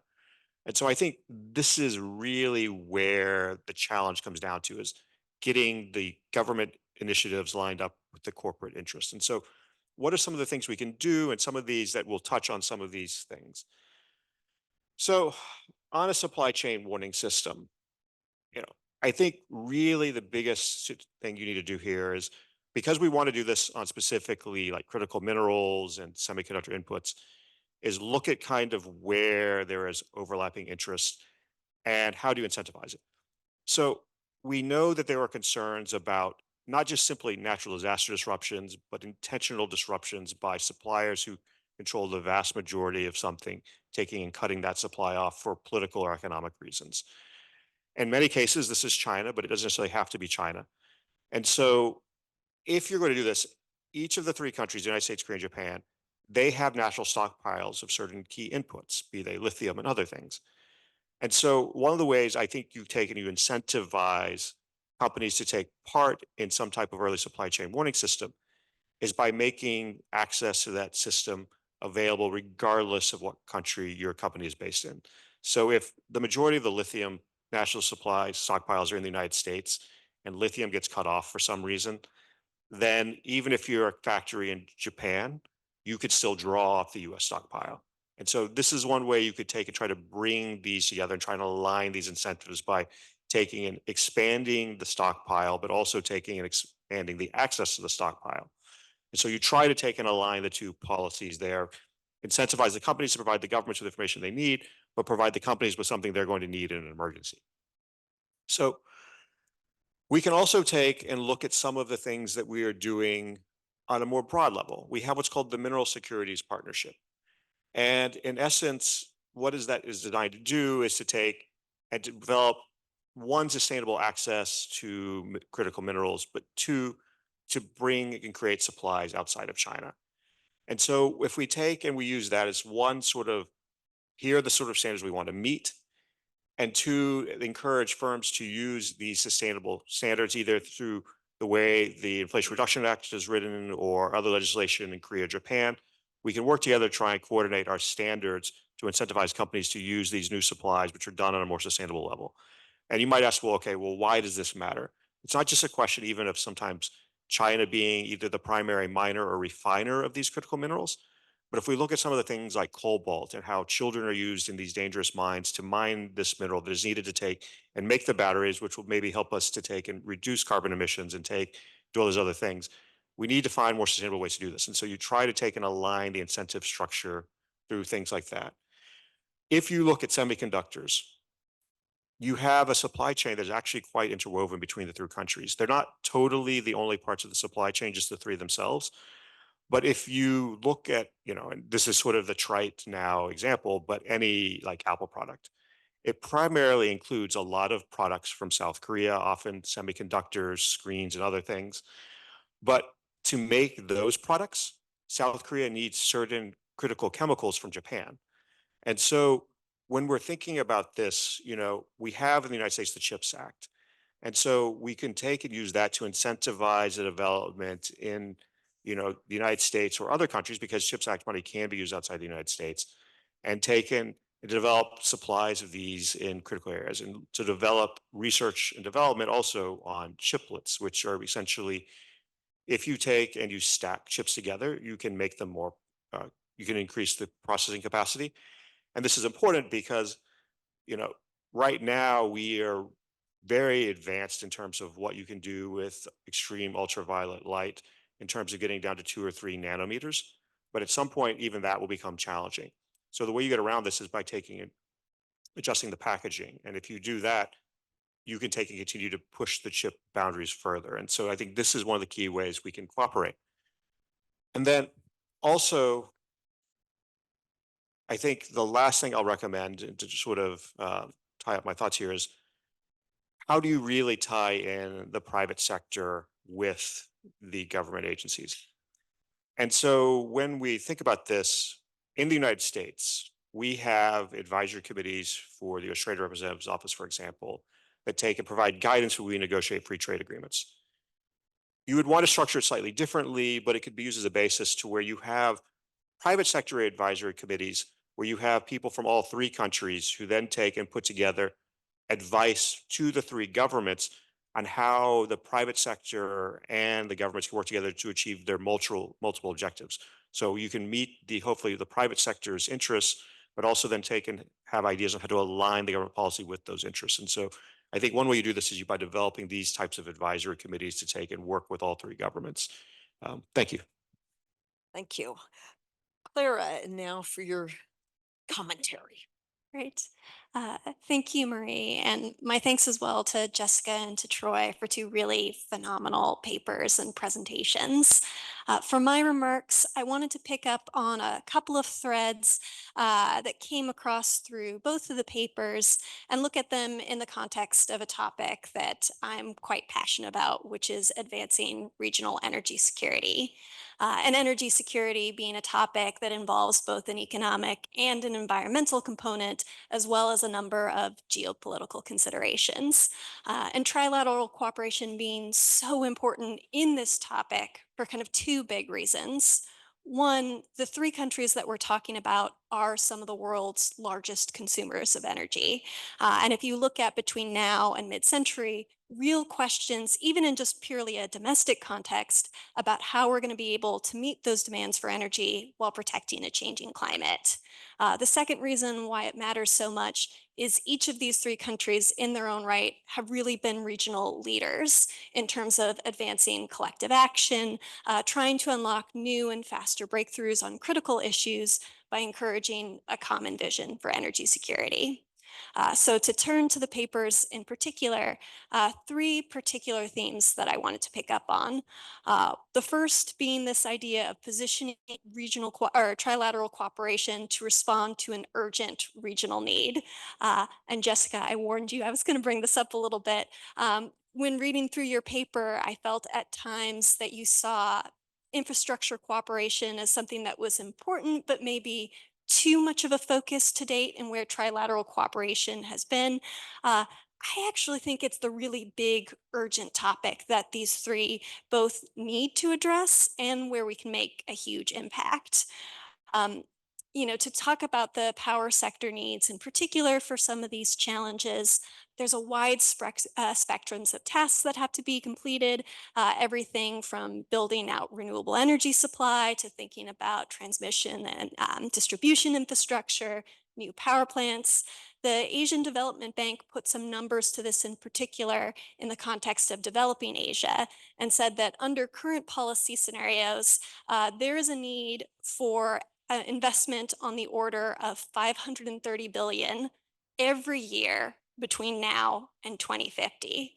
That's under current policy scenarios. If you talk about some of these more ambitious goals that we've heard for decarbonization or net zero by 2050, that number gets adjusted to $707 billion, again, per year.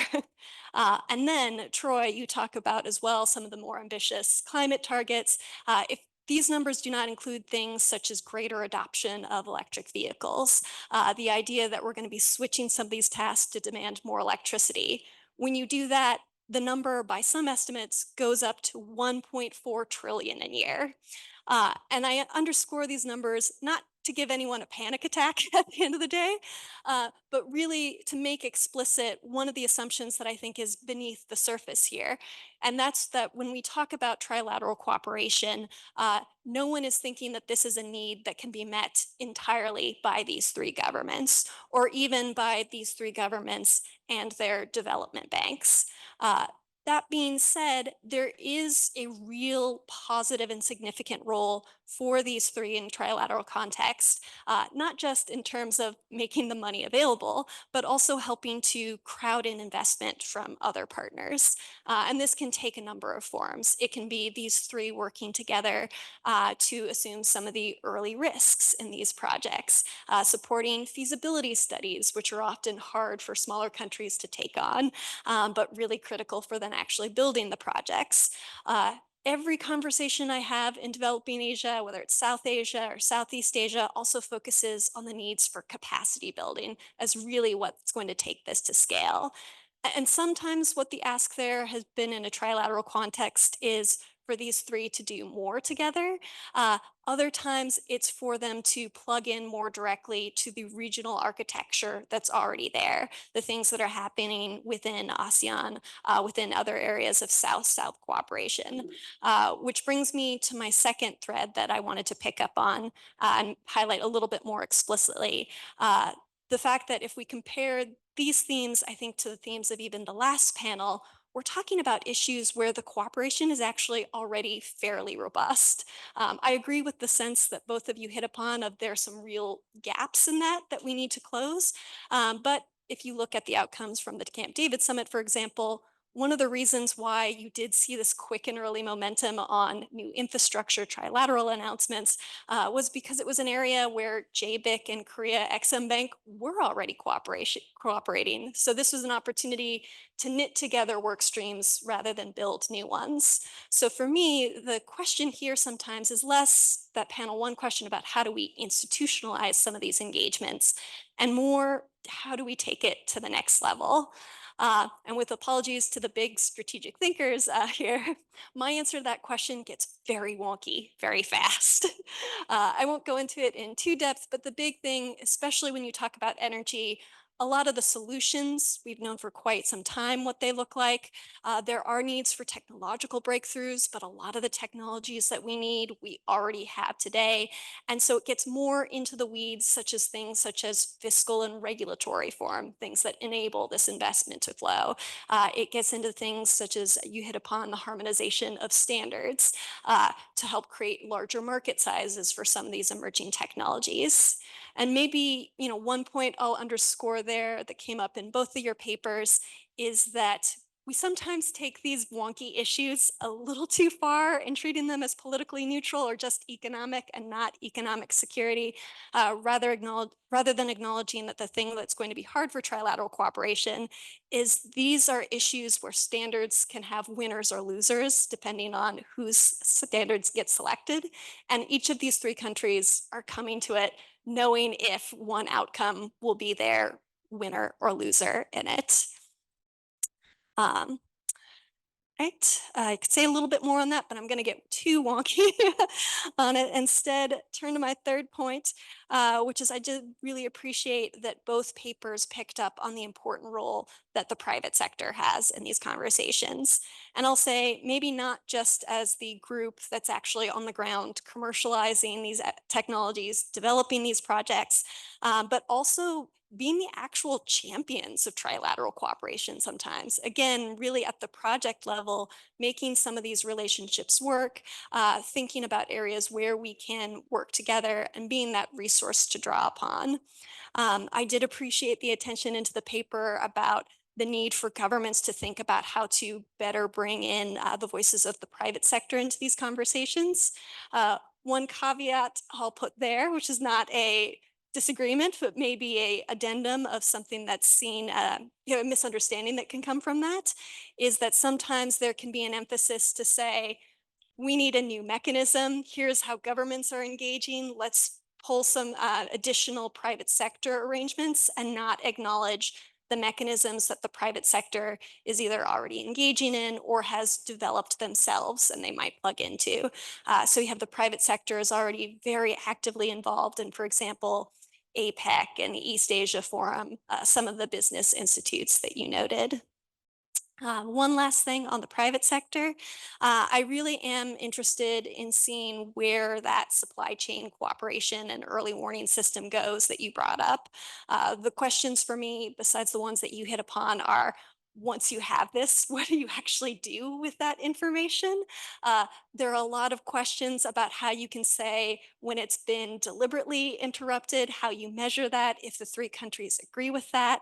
I'll also say that one of the areas where this needs to go is not just about developing new production or stockpiling, both of which are important, but also things like resource recycling, improved efficiencies, things where when we think about the pyramid of kind of trilateral cooperation, we often think about the kind of pillars of the US Korea and the US Japan as being the strong points.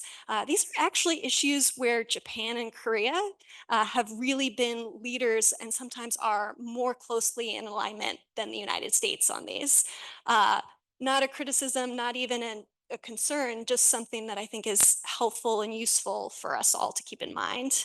Maybe one last quick point, place to end, and Troy, I was happy to hear this in your remarks as well. A word on the role of civil society and other partners is also really critical in these conversations. Often when we bring up trilateral cooperation, civil society or the public get brought into the conversation as the potential spoiler to the cooperation. I think it's important to acknowledge, as you have with the national labs, but also universities, think tanks as well, that they are a resource for advancing this cooperation, and they are what is actually going to make it not just an effective partnership, but a partnership that delivers on some of these goals. And I'll stop there. Thank you. Thank you so much for your comments.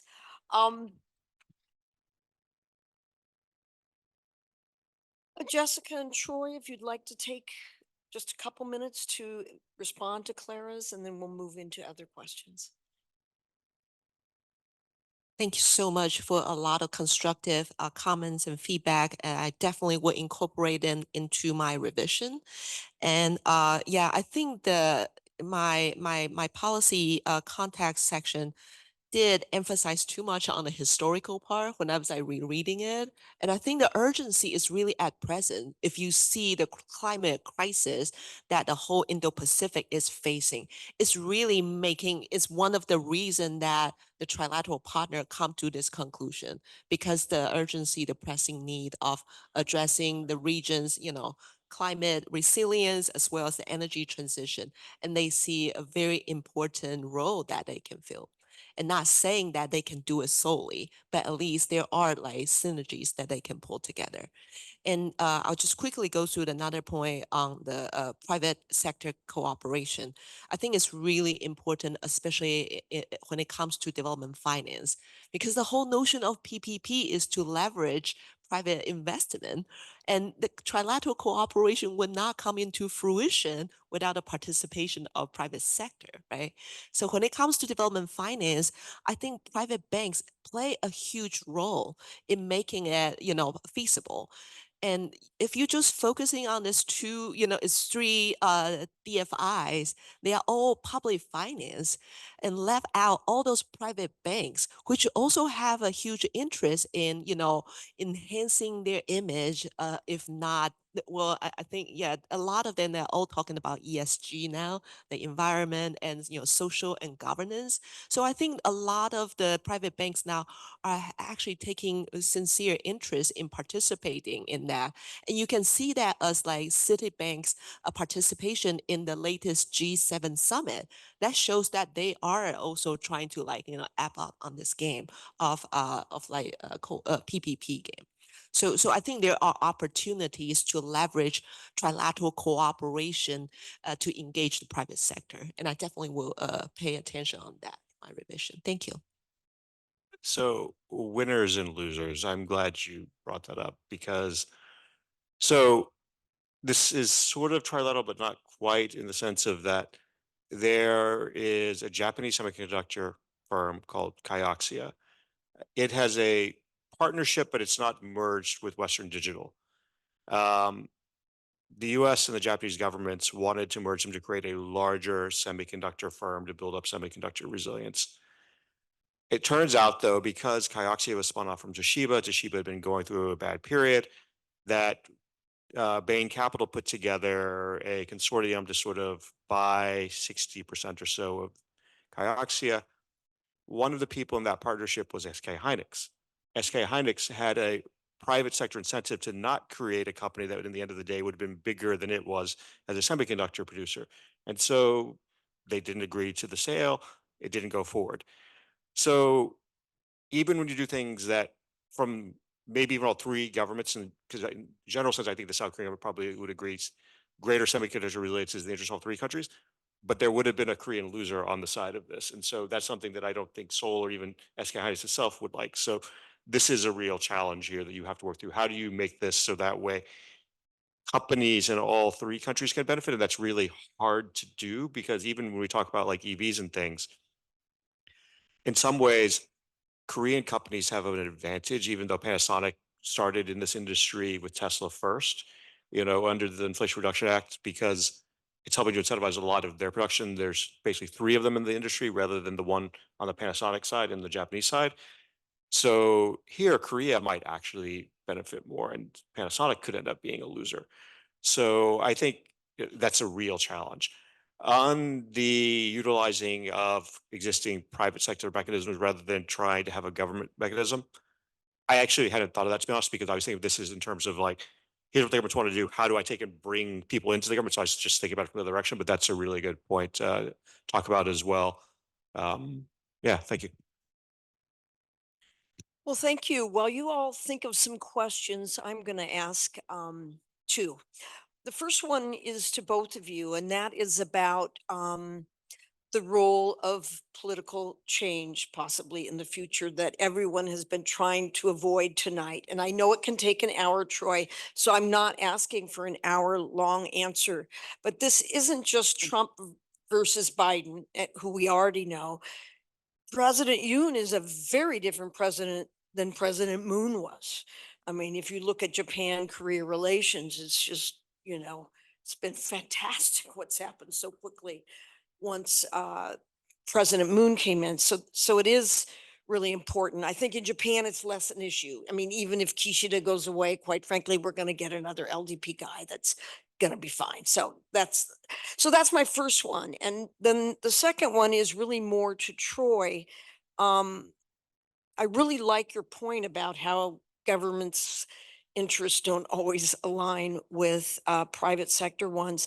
And you mentioned the US CHIP Act. That's not even really trilateral. That's even more, right? I mean, we've got ASML and Taiwan and, but if you could just kind of give some thoughts about, how likely is the end game that Biden envisions, how likely is that to actually, um, you know, be achieved over the long run? So the first one is really the fragility of this trilateral alliance, and then just some comments about US chip down. Thank you. That is precisely the reason in my piece I try to stay away from like domestic politics. Exactly. But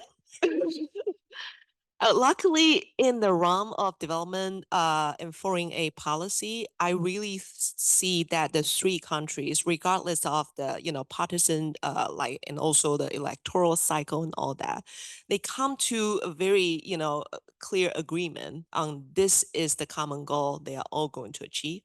And also, second, you see that it's hard to say during Trump administration they did slash like USAID budget tremendously.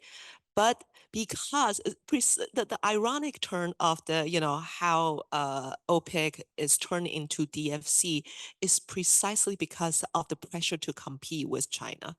It make, all this debate and like the unsettled feeling about, adopting this kind of state-led development financing practice, it is really just not a matter anymore because everybody is all focusing on the geopolitical importance, which is to, game up to compete with China. And you see that too, like in Yoon government, well, actually in Moon government, the new South policy already like hinted on increasing ODA budget. And I think the new budget this year for South Korea now is 30% increase of their ODA finance. You see this like very consistent commitment now going into this realm. But the second question is about how do you actually mobilize the private sector and the private capital into doing development finance? And I have to be honest, I think I'm kind of in line with Troy's that you see a lot of competition among their private banks. Yeah. And I don't think that kind of like, to align all the private interests together, even from the banking sector, is that easy because they all follow their clients, which is still the different manufacturings of the each countries. They are competing with each other. I mean, this is why we see European banks do things with Iran and North Korea from time to time and others. It's, they think that they can get away with it. And so they see a financial interest in earning the money off it. On the politics side, I think there's two things that I would say.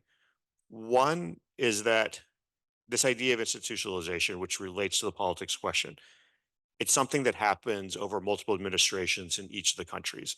The only way we get there is if it doesn't, to be honest, this is irrelevant of whether Kishida loses power soon, whether Trump wins or not.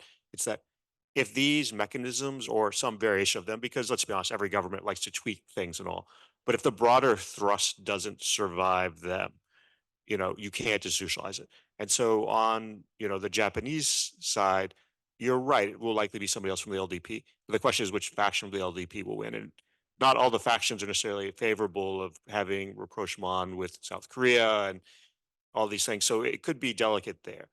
We have National Assembly elections in South Korea, in the next few days, but barring Yoon deciding for his own domestic political reasons to shift course, this is likely locked in for the next 3 years there. On the US side, clearly if Biden wins, we'll keep doing this. If Trump wins, the question ultimately becomes where do you balance, if you're in the Trump administration, Trump's dislike for US allies with a desire to take and build more robust countermeasures to China. And so a trilateral mechanism could be beneficial from a Trump administration's perspective of that. but it's, I think, an awkward mix for them. And so it's kind of hard to know where they would come down. And then on your second question on the CHIPS Act, and in essence, I think really revitalizing semiconductors in the United States, I think it's going to be a challenge. The funding in the CHIPS Act is half of what SK Hynix's own is going to spend on expansion within South Korea. The South Korean government, while they're not necessarily putting up the type of money the US government is putting up, obviously wants to make sure that a large majority of the industry stays there. The Japanese government is trying to build an entirely new semiconductor firm called Rapidus in Japan. And the one thing you have is you have these overproduction capacity issues.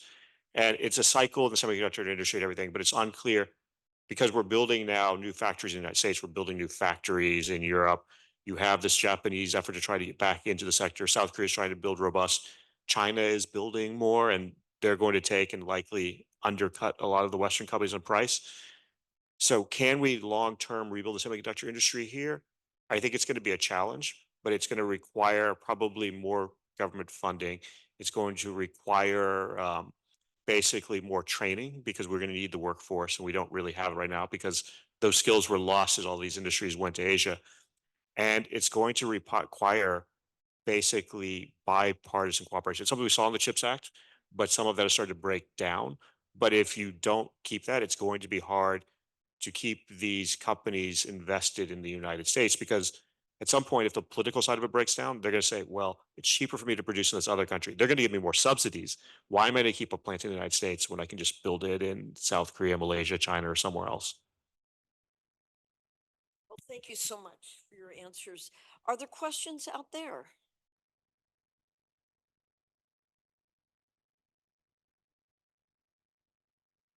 Yeah, thank you. This may be for Troy, but others too. What's the relationship between the Camp David agreements on economic cooperation and the Indo-Pacific Economic Framework? I thought the IPEF was supposed to solve all these problems on its own. So is trilateral cooperation inside IPEF, beyond it, or outside of it? What's the fit? Well, the first question is, does IPEF exist anymore? So there is obviously the supply chain part. And so I'm glad you asked this because the early warning system is supposed to be like a pilot project for the IPEF supply chain. So they're actually somewhat explicitly connected. The other part of this is how many of the other IPEF pillars will ultimately come to fruition. We know there's going to be real challenges on digital cooperation because basically you've had a sharp shift in the US government's view of the use of data and its ability to be used overseas or not stored in the United States or somewhere else. So I think some of this will just kind of depend on one, and this is where the politics does matter. Does Biden win? Two, if he does, how much does he feel he can move forward on IPEF? And then within IPEF, how much of the trilateral cooperation gets embedded within that? And then if Biden doesn't win, does a Trump administration just toss it aside? In which case, then the question is things like the early warning supply chain early warning system. Can you keep that and build off it to build something more robust trilaterally that maybe in time is expanded outside of that? Or does that die off as well? So it's kind of the politics here could really matter on sort of your question, how this goes forward. I'm going to quickly ask a question from our online audience, give them some love. So this is coming from one of our graduate students at the Jackson School of Master of Applied International Studies, Alex Rosenthal. Alex asks, for this panel, what areas can better trilateral cooperation in foreign investments for the global South better compete with China's Belt and Road Initiative? I'll go with, yeah. So in my paper, I actually address a couple sectors, particularly energy and also the ICT sectors. And in fact, just early this month, the three countries, DFI, JBAC, and also DFC, and also Korea Exim, actually have a high-level senior meetings, and they come to agree on certain like areas, particularly India, and also on the ICT sectors as the first area that they're going to work on. And you see this kind of like, like common agreements on the sector, like they are like trying to narrowing down the area that they can like cooperate on. And I think another thing is the energy sector. And a lot of existing programs and development initiatives, there's 3 countries already roll out. And in fact, Japan and United States have already built on like a lot of those energy, technical assistance or capacity building programs in Southeast Asia, as well as in Africa. So I think this kind of cooperation needs to bring in South Korea, which also have its own like capacity building programs and have a lot to contribute. You can definitely see that, this brand of quality infrastructure they are trying to make is trying to expand into that trilateral like dimensions. Maybe Clara can, yeah. No, I was going to say exactly what you said. I mean, energy is such an important area, both because of the scale of the need and because of the strength of these 3 countries in particular in this space, technical capacity building, other issues. The one area that I grapple with in this question is kind of what do we mean in a trilateral context about competition? We hear this all the time from our partners in Southeast and South Asia. We don't want to have to pick and choose. In some case, they do have very real anxieties about China's BRI to date, debt trap diplomacy type questions. Even still, they want to understand that this is something that amplifies their efforts, the trilateral cooperation, rather than forcing them to come down on one side or the other. Can I add another point on, I think there are differences in terms of, so the trilateral senior level, that meeting that I was talking about, they reaffirm their agreement on this called local-led development model, which is what the UN SDG trying to do, right? It's to try to like give agencies to the host governments and let them decide, let them lead the donor countries' development programs. And I think it's very important for trilateral partner to realize there is no way that we can force them to choose side, because precisely we just don't have enough resources or capacity to fill in the gap that they need, all the donor countries to fill in. So, and not to mention, China has been the largest actor in providing the Indo-Pacific's like energy needs, and particularly because of the price competitiveness. But I think ICT sector is more sensitive. It's really about standard settings. And I think that there is a reason that we choose India, which in some strategic, like strategically more in line with our positions. So we think that is the easier, option for us to convince the recipient governments that choosing our standards and our, infrastructure is a way for your national interest in general. I want to just maybe take this to the next level. It's like, we build the infrastructure, we take and we try to take, and ultimately one of the goals is to move the supply chains out of China. But what we're finding as you try to move the supply chains out of China is that you're not getting, in this case, say, Indian firms to produce things for Apple. They move some of their production to China and they just bring their Chinese suppliers with them and set them up in India. So what you're really seeing is actually a lot of, and even under the Inflation Reduction Act, there's some Chinese firms that have moved to South Korea to try and take advantage. So yes, the supply chains are moving and they look like they're not Chinese anymore. But if you look at the companies that are actually producing, not the countries, it's still China. So I think this is the sort of the challenge, is how do we take and build this out in a way that creates real alternatives? And you talked about this on the energy side and like what we need. If you look at like EVs in terms of minerals and things, in a lot of cases you have to by 2030 basically maybe double or more the, not just what's mined and refined. And this creates real opportunities to create non-Chinese sources and to do it in a way that isn't necessarily detrimental to China, because, if this becomes a competition of how do we take all this away from China, then we're going to get into another type of conflict. But because we need so much, if we're to meet the goals we're going to try to do, you have an opportunity to just simply create new supply chains that are non-Chinese, replace them. But to do that, that means we need when companies do this to not just simply bring in their Chinese partners to do it. Yeah, but one of the things that I think is really important, and talking about the importance of the private sector here doesn't quite get to it, and that is, what do you do about the government regulation part? Because obviously, the IPEF, to get back to what you were saying a little bit earlier, without any market access, without any other incentives built into the trade pillar, you're not going to go anywhere with that. The idea, if you actually take Ty's rhetoric for real, of building countries that are like-minded and countries that do want to work together is an excellent one. It's really the only way that you're going to get around the competition issue that you mentioned. People are going to have to look at the pie. They're going to have to cut it up in such a way that makes sure that not only do they have their own supply chains, well, we can get to supply chains later, but make their own revenue streams not badly hurt, but also how they can compete against the economic coercion that comes if, say, China or Russia or somebody else decides to retaliate against them with high tariffs or with cutting off their supply of the very raw materials that you're talking about. And I think that the trilateral,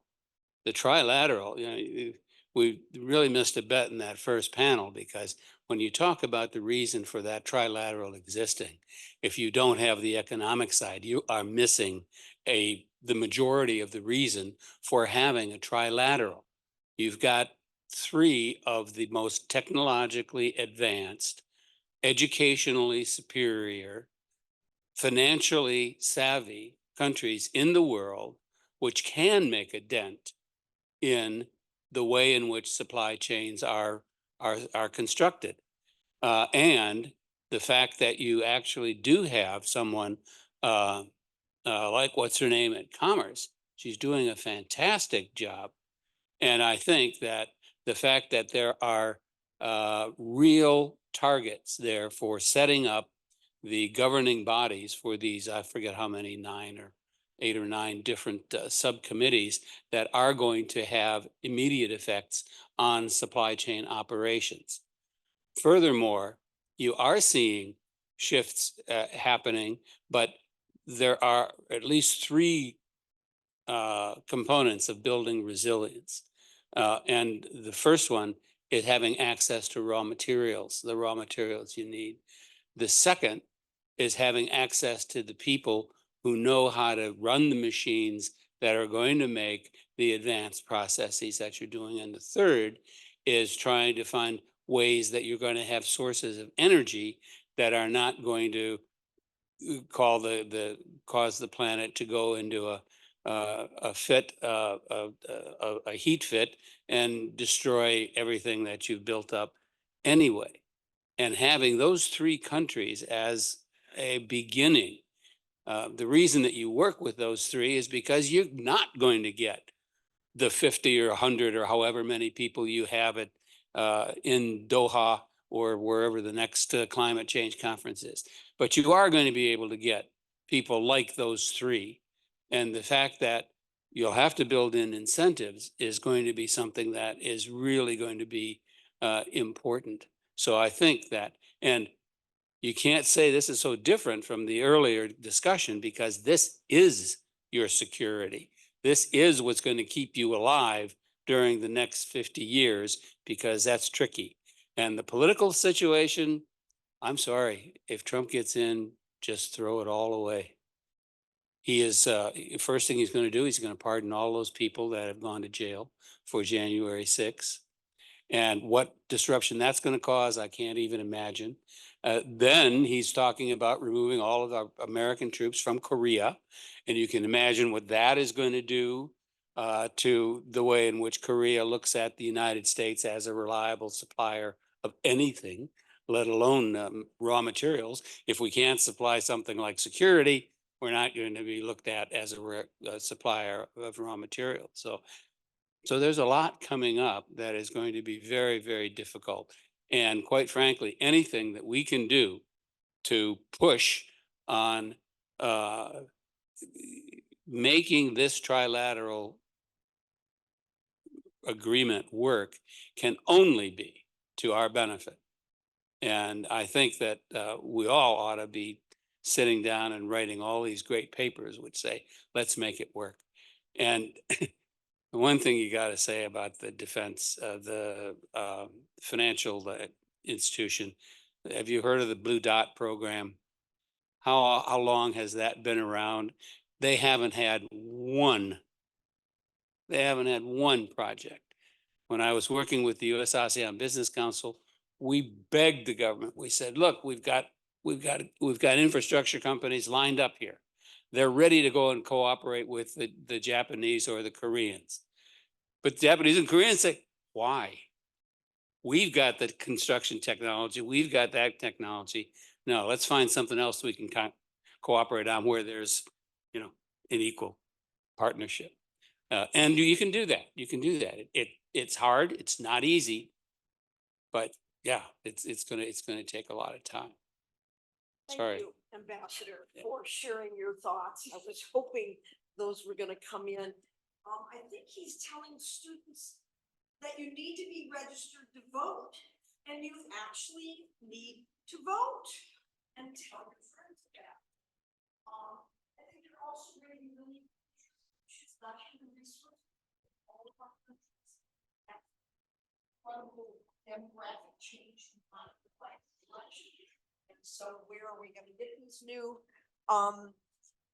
get these new semiconductor experts? And then think you're raising the issue of whether we're intentionally or unintentionally trilateralism is moving us towards sort of blocks. And I think that sort of hovers over all of this discussion that is wrapped around sort of US-China relations. So any final thoughts? Additions? I thank you so much for all the comments and questions, feedbacks, really appreciate it. And I think that's going to help me with my revision of the paper. And I do think that is so true that security and economy, they have become so intertwined and so nexus.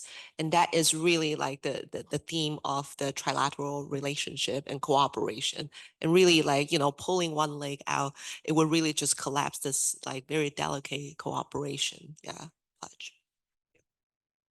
So I would just touch briefly on why trilateralism is important. And I mean, I think there's times where you have to go beyond trilateralism, but at the end of the day, on the economic side, this I think is what a lot of the public in the three countries are going to see and feel, and that's what's going to make them supportive of it.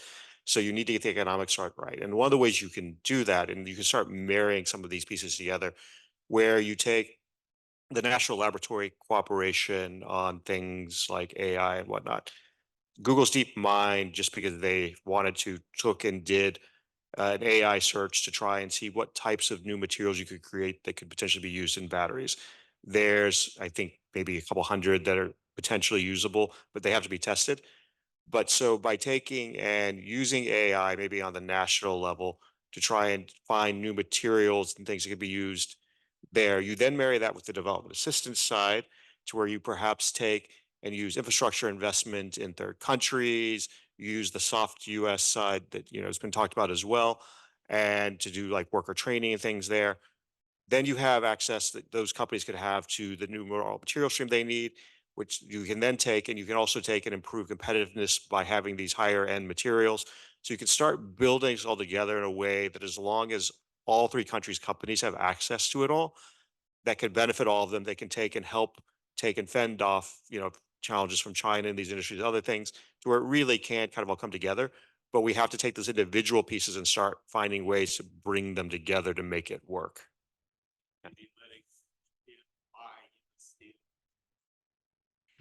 Let's talk about that after the election.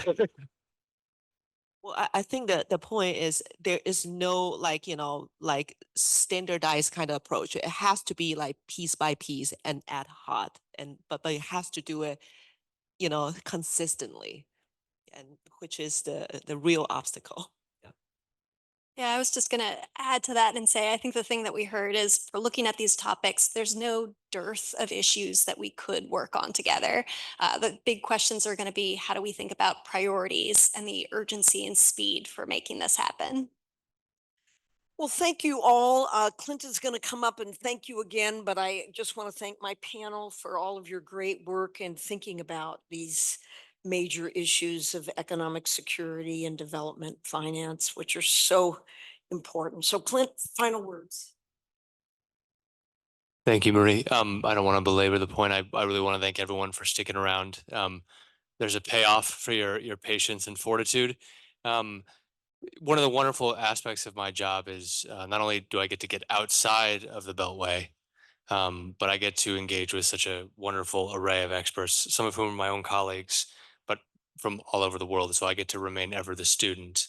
And this panel is, no exception, sort of a sterling example of that. So thank you all of our panelists for making the trip here and joining us, and for all you joining as well. And do keep an eye out for Korea Policy, where all their wonderful ideas will be published in mid-May. Thank you everyone for joining tonight.